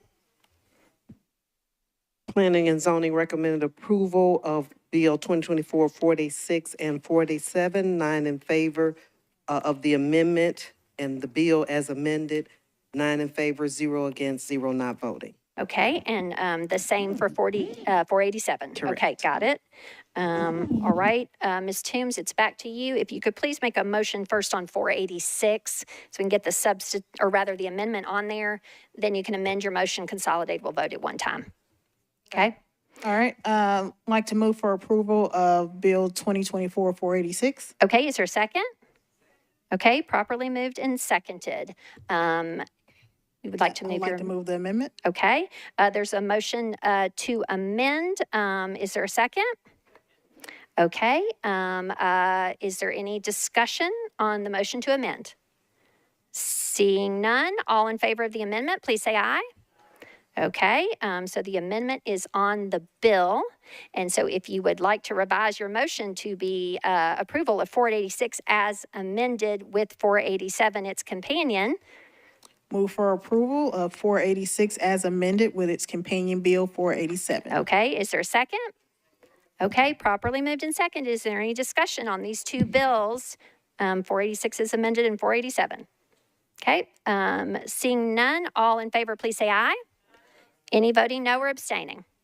Okay, both these bills have passed their third and final reading as amended. Okay, we are going back one step to agenda item 41 and 42. These are companions to each other. Sponsor Taylor, but Ms. Toombs, have you signed on as a co-sponsor? Mr. Clerk? Okay. Ms.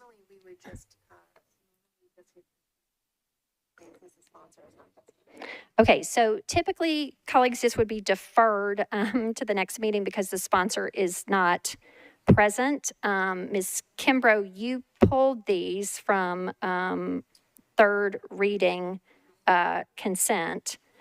Okay.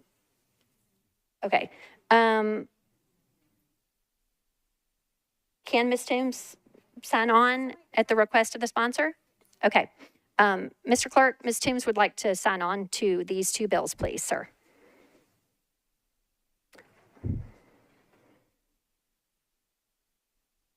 Ms. Toombs, you are recognized.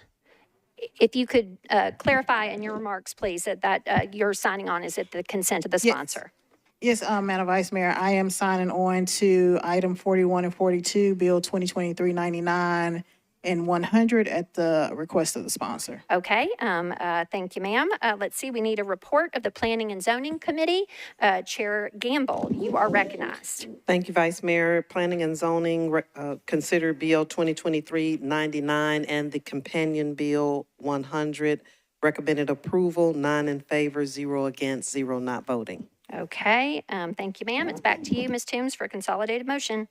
Move for approval of both 99 and 100. Okay, is there a second? Second. Okay, any discussion on these bills? Okay, Ms. Kimbrough, you are recognized. Thank you, Vice Mayor. When we were here before, and I think was at the public hearing, a gentleman stood up and spoke who lived over in the area, very near, I think he lived near the golf course, and he talked about the gas pipelines that were there in that area. It was just concerning and touching to me because I faced similar issues in my area. It went undisputed. I don't think anybody disputed that the pipelines were there. So I just wanted to make sure that on this, I'm noted as an abstention. Okay. And one more thing, Vice Mayor, this might be improper, but I was, can I just go back and make a quick, brief comment about number 10? No, ma'am. Okay, thank you. Okay, that's okay. Okay. No worries. All right. It's fine to ask that as a point of order. Totally fine. Okay, so duly noted on this third and final reading, knowing that we've just got the abstention, I do see additional discussion. Ms. Toombs seeking to be recognized again. Thank you, Madam Vice Mayor. Because Councilmember Taylor is not here, I just wanted to be on the record that he has held multiple community meetings for this project, including one that was last week, and there wasn't any opposition. All of the community concerns were addressed, and I'm sure, like with the gas pipeline, if that's an issue, that he will make sure that that's addressed as well. Okay, I appreciate that. Anyone else seeking to be recognized before we move to the vote of approval on third and final reading of 99 and 100? Okay, All in favor, please say aye. Any voting no? And Ms. Kimbrough abstaining. Okay? You'll be recorded as such, please, Mr. Clerk. Okay? Those have passed their third and final reading. Okay. We did 43 and 44 earlier. We just did a little back shuffle there.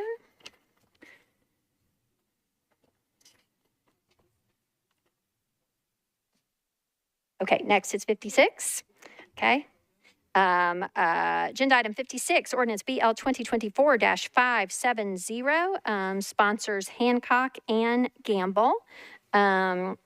Is an ordinance to amend Title 17 of the Metropolitan Code of Laws, the zoning ordinance of the Metropolitan Government of Nashville and Davidson County, by changing from CN to R15 zoning for properties located at 1532, 1536, 1538 Neely's Bend Road and Neely's Bend Road unnumbered, approximately 90 feet north of Neely's Bend Court. This is 1.52 acres. Okay, Ms. Hancock, you are recognized. Thank you, Vice Mayor, Madam President. I have a substitute. Is it proper to move that at this time? First, you will need to request your committee reports, please, ma'am. Okay, committee reports, please. Okay. Chair Gamble, go ahead. Thank you, Vice Mayor. Planning and Zoning recommended approval or considered the substitute, recommended approval, 9 in favor, 0 against, 0 not voting, and then considered the bill as substituted, recommended approval, 9 in favor, 0 against, 0 not voting. Okay. So Ms. Hancock, it's back to you. First, to get the bill before us, if you would just please move approval of the existing bill. I'd like to move for approval, please. Is there a second? Okay, properly moved and seconded. Now a motion to substitute is a proper motion. I would please like to substitute. Okay, is there a second for that? Okay, is there any discussion on the substitute?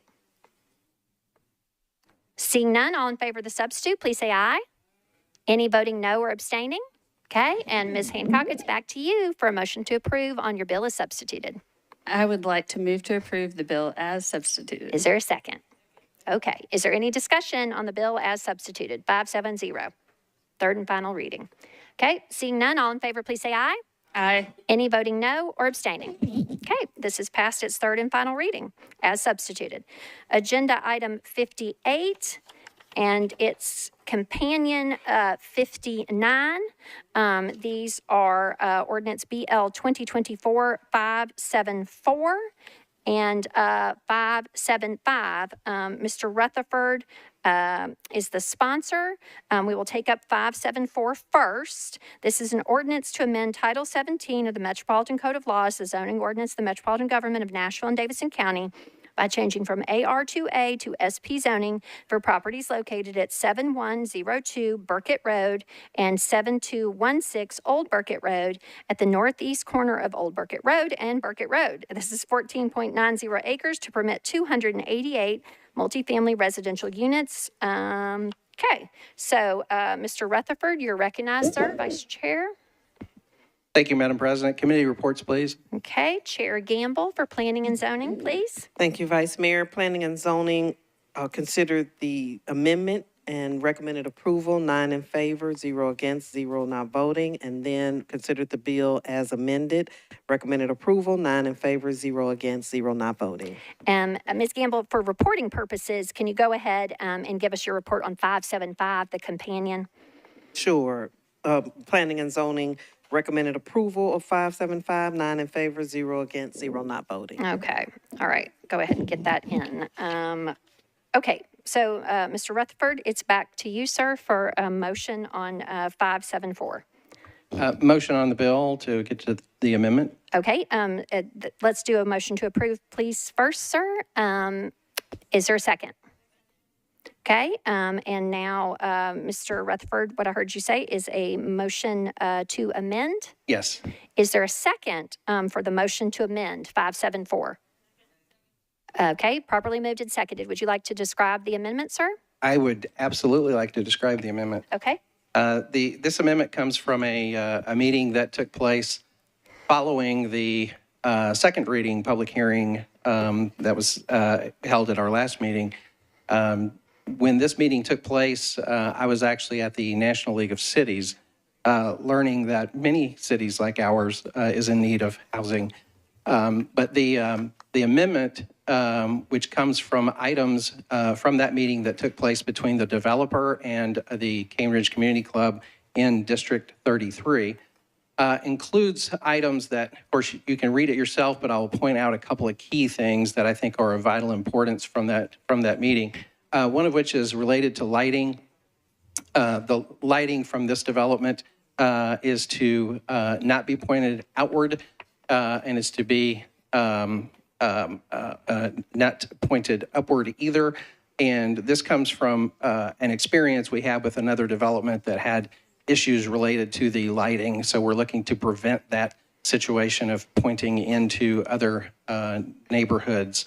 And so that is one of the key items to this amendment. One of the other key items to this amendment comes from a historical marker and a related tree that are actually on an adjacent property, but it's right on the line. And so the community was requesting that marker and tree be protected, even though, again, not on this property, but it's very, very close. And so the developer is well aware of that marker and the related tree, and so protections will be in place to make sure that it is not disturbed in any way. And you can see the other items on the amendment related to things such as the removal of invasives, planting of indigenous plants, some additional work to Old Burkett Road. So all positive things that came from that meeting. I turned in the entire list that came from that meeting. Not all the items were able to be put on the amendment because not everything was eligible to go in the amendment, but the majority of those items are on this amendment that you see. And so with that, I request a positive vote on the amendment. Okay, renewing your motion to amend, which has been properly seconded. We're on to discussion of the motion to amend. Ms. Stiles, do you seek to be recognized specifically on the amendment and the motion to amend? Okay. No, I'm seeing you shake your head no. Ms. Lee, do you seek to be recognized specifically on the amendment? I think so. And the reason I'm saying this is because it's kind of a question, so it may be a point of inquiry. I don't know. I heard my colleague say something about something that was done in a meeting of District 33 around this. And so I wanted to ask him to repeat what he said about that. Okay, Ms. Lee is requesting clarification regarding the amendment and the compiling of the contents of the amendment in a certain meeting. Mr. Rutherford, you're recognized for clarifications. I'm happy to answer that and to clarify. What I was stating was that this meeting that took place following public hearing took place at the Cane Ridge Community Club with the developer, and that location is in District 33. That's what I was pointing out. Okay. Ms. Lee, thank you. Is anyone else seeking to be recognized on the motion to amend?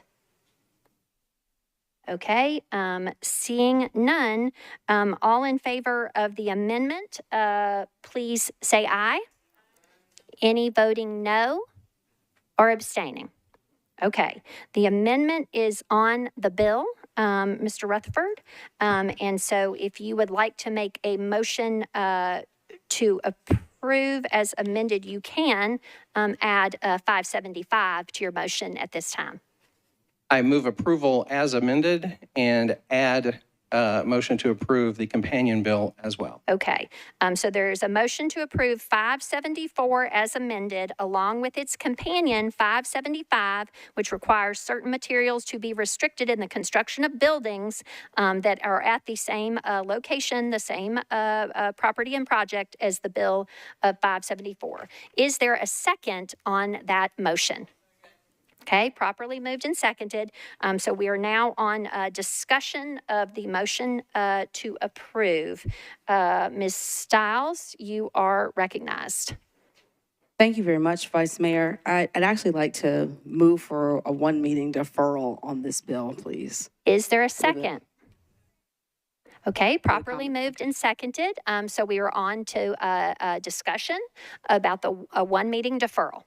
Thank you very much, Vice Mayor.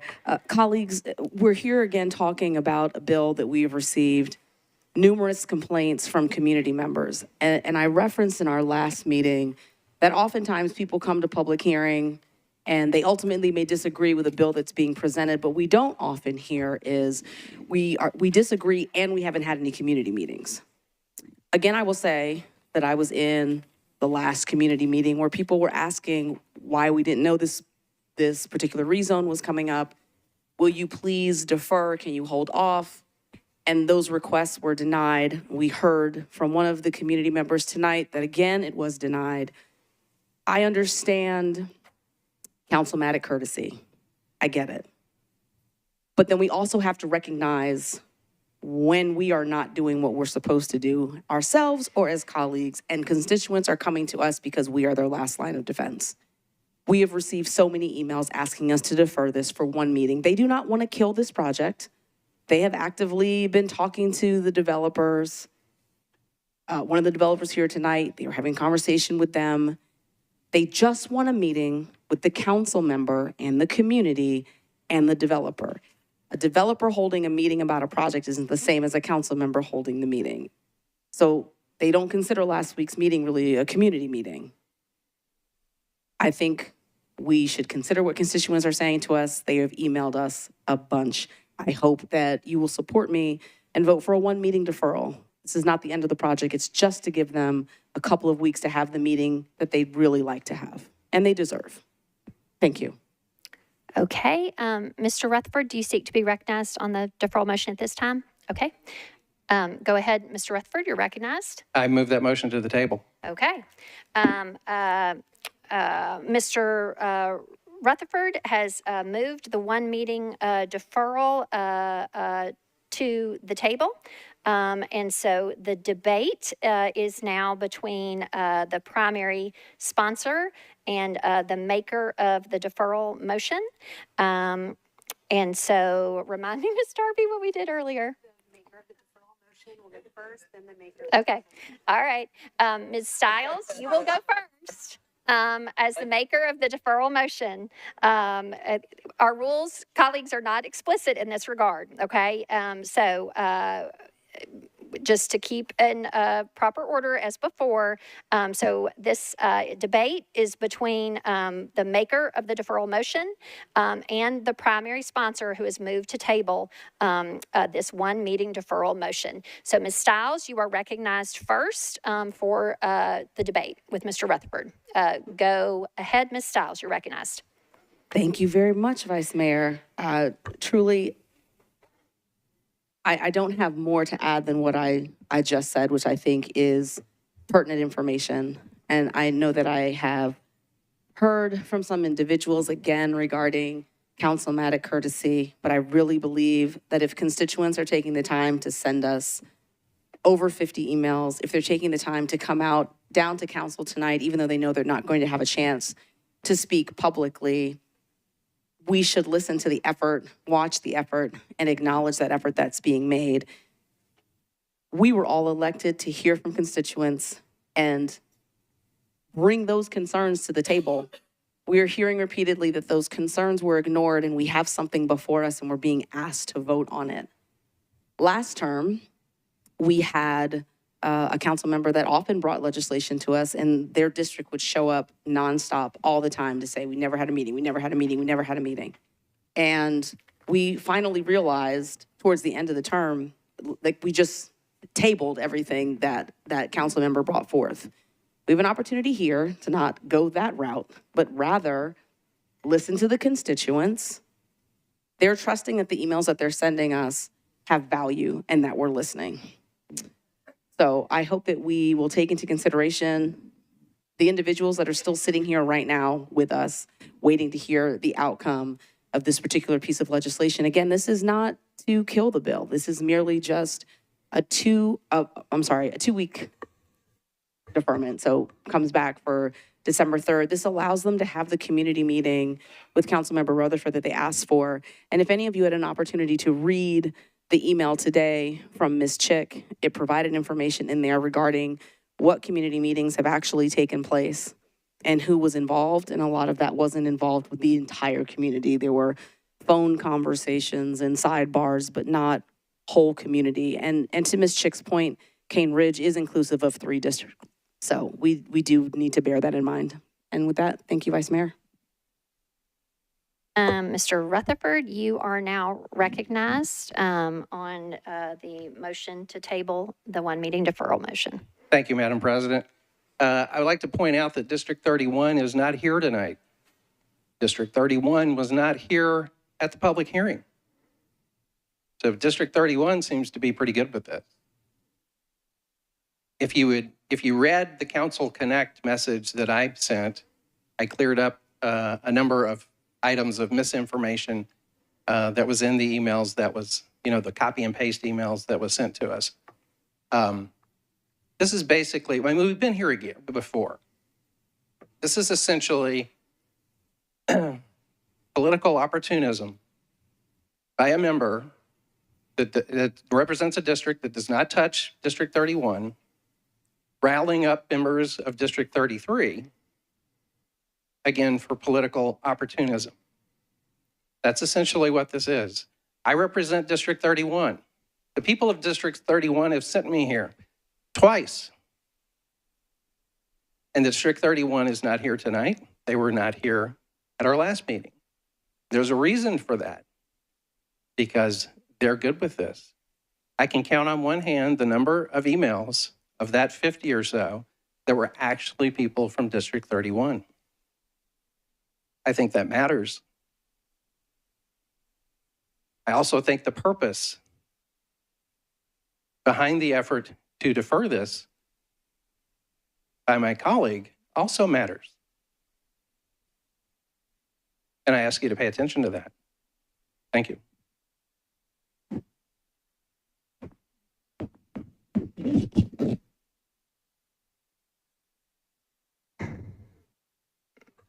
Ms. Stiles, though we are on a debate of the tabling motion, I do also have by rule, and Mr. Rutherford, I think if you are impugning a member that her desire to advance the deferral is for political opportunism, I will recognize Ms. Stiles if she desires to respond specifically to that.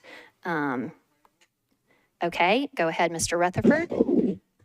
My understanding in a tabling motion is that the person that makes the tabling motion gets to speak, and the person on the other side of that gets to speak, and that is it. That is Can we get a further explanation if that is not indeed the case? Yeah, Special Counsel Darby, can you share your interpretation of the rule when a member, even in the midst of the debate, impugns another member, please? That is correct. Rule 35 puts the debate between the maker of the tabling motion and the motion against which the motion to table was made. However, Rule 34.2 states that if a member is referred to by, I'm just going to read it out loud.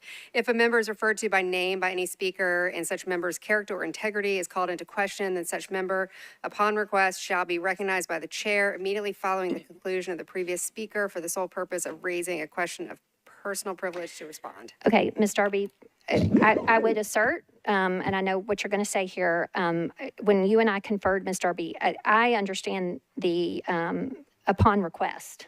So Ms. Stiles did not request to respond. I identified Ms. Stiles. So I think that was my inquiry to you, was that I only do that if the member seeks to be recognized for that purpose. Yes, if she requests it, you shall recognize her. Okay. So your point of order is valid, Mr. Rutherford, but based on my earlier understanding, I did not think that Ms. Stiles had to request that. But given that she is now requesting that, I'm going to allow it. Okay? May I make a statement? If you can do it in the context of a point of order or parliamentary inquiry. Then point of order. Go ahead, sir. then you can obviously do that. But I just want it noted to you and the body that it will be over my objection. Okay.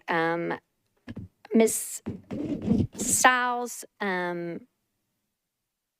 I think, I mean, I made my initial determination with a misunderstanding. And so though once we have gotten into this, I think it still is Ms. Stiles' right, since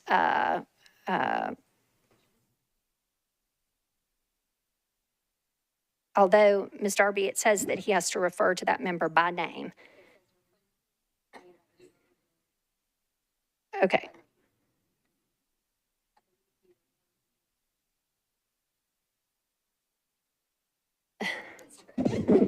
Point of order.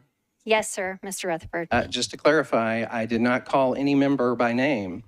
And it is my belief that if we go down this road, it's going to enter into a back and forth that nobody here wants. Right. Ms. Stiles, I appreciate your concern. I will acknowledge that not knowing this rule in particular as well as I should, and given the initial advice of Ms. Darby and my understanding, I would concur now with Mr. Rutherford that I should not have acknowledged you unless you specifically sought to be acknowledged or were mentioned by name. You may now likewise call a point of order if you would like to make your case, but I'm going to concur with Mr. Rutherford. Go ahead, ma'am. Yes, I actually was about to ask for a point of order regarding that rule. You just can call out a point of order at any time, ma'am, when you're standing. Yep. So, needless to say, colleagues, it's late, we're tired. I don't want to belabor the point. I would like to just move forward if we could. Okay. I don't think my name needed to be said. I think it's pretty clear the comments were intended for me. I would just like us to move forward and vote for constituents. Okay. All right. So we have concluded the debate between Mr. Rutherford and Ms. Stiles. I apologize for the misunderstanding. And at this juncture, what is before us is a tabling motion. It has been debated by the primary sponsor and the maker of the motion for the one meeting deferral. The motion is to table the one meeting deferral. We will try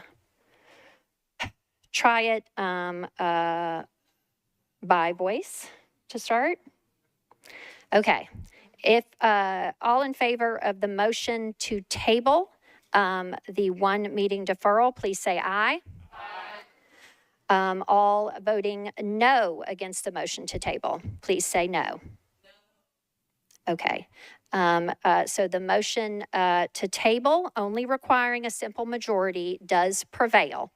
Okay, so the one meeting deferral is disposed of, and we are back to the motion to approve as amended. Mr. Rutherford, you've already spoken on that. Ms. Lee, do you want to speak on the motion to approve as amended? I wanted to speak on the deferral. That has been moved to the table. That is not what is before us anymore. The tabling motion prevailed. Okay. And the motion was to table the one meeting deferral. So that has been disposed of. We are now back to the previous motion, which was a motion to approve as amended both bills. Thank you then. I am standing because I cannot vote for this. And it's not because I've got any political or personal or anything. The only reason that I am saying that is because I had quite a few of my constituents who are very close to this call me asking for a meeting. And so the information that I am getting on it is confusing because from more than one person, actually the call and then the emails, they did not have a meeting on this particular one. And I do understand this is not in my district, but it does impact my, my folks. And so that is why I am standing to say that I cannot support this. I do wish that a meeting had been had, because I think that would have put a lot of this to bed. But as it stands, without anything, then I can't support it. Okay, Mr. Rutherford, do you seek to be recognized at this time, sir? Okay. Go ahead, sir. I would, again, we're hearing misinformation. I would like to clarify the part about the meetings. There was a meeting early in the process, a community meeting held. That was before this ever went to the Planning Commission. This was put on hold per my request after the Planning Commission because there was another development ahead of it. It's the development that is beside it. Okay, and so that development went forward. This council approved it. That was a townhome development, owner occupied, that will be built adjacent to this. So this is a rental. So you got a mix there between the two. This is essentially what we've been looking for in the sense that this is density along a major thoroughfare, Nolensville Road. It's just yards off of Nolensville Road. So we've been talking about the need for housing. We learned a lot about the need for housing across the country for those of us who traveled to the National League of Cities. And I also want to point out that there's nothing magical about the member being at the meeting. Okay, the meeting happened. It counts. Okay, there was a meeting, a community meeting after second reading. Yes, it is true I was not there, but it happened. It doesn't mean it didn't happen. It happened. And the amendment that we just added was the result of that meeting. So I think that's pretty clear. I think that's pretty simple. Okay, so that's multiple meetings on this legislation that have occurred, and the community got most of what it was requesting. The only thing not in the amendment were the things not allowed in the amendment. So that's what has led us here. So it's time to move forward. I renew my motion. Okay, Ms. Hancock, you are recognized on the motion to approve as amended. Previous question. Okay, Ms. Hancock has called the previous question. Is there a second? Okay, this is a non-debatable motion. It requires 2/3 of those voting. Calling the previous question means that we will end debate and move straight to the vote. If you want to end debate, move straight to the vote, you vote yes on the previous question. If you want to continue to debate or discuss this bill, you would vote no. Okay? I'm going to try it by voice to start. All in favor of the previous question, please say aye. Aye. Okay. All against voting no on the previous question, please say no. Okay, that is pretty clear. The previous question has been called, and so we will now then move to the vote on the motion to approve 574 as amended with its companion bill 575. Okay. All in favor of the motion to approve, please say aye. Any voting no? Okay, this is the third and final reading with multiple no votes. So we do have to put it on the boards. Mr. Clerk, if you would please open the machines.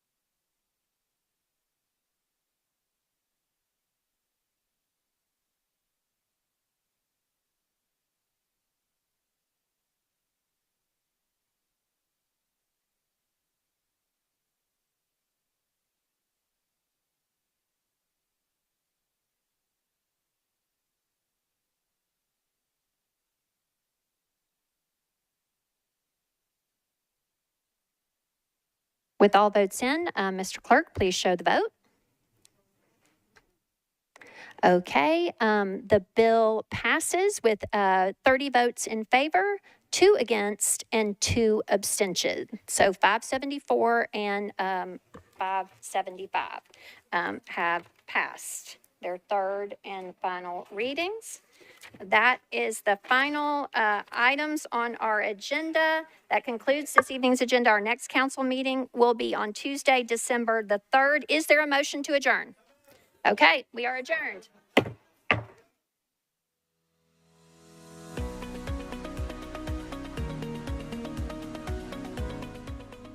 This has been a service of the Metro Nashville Network. If you would like to see this presentation again, or for more information on this and other programs, visit nashville.gov.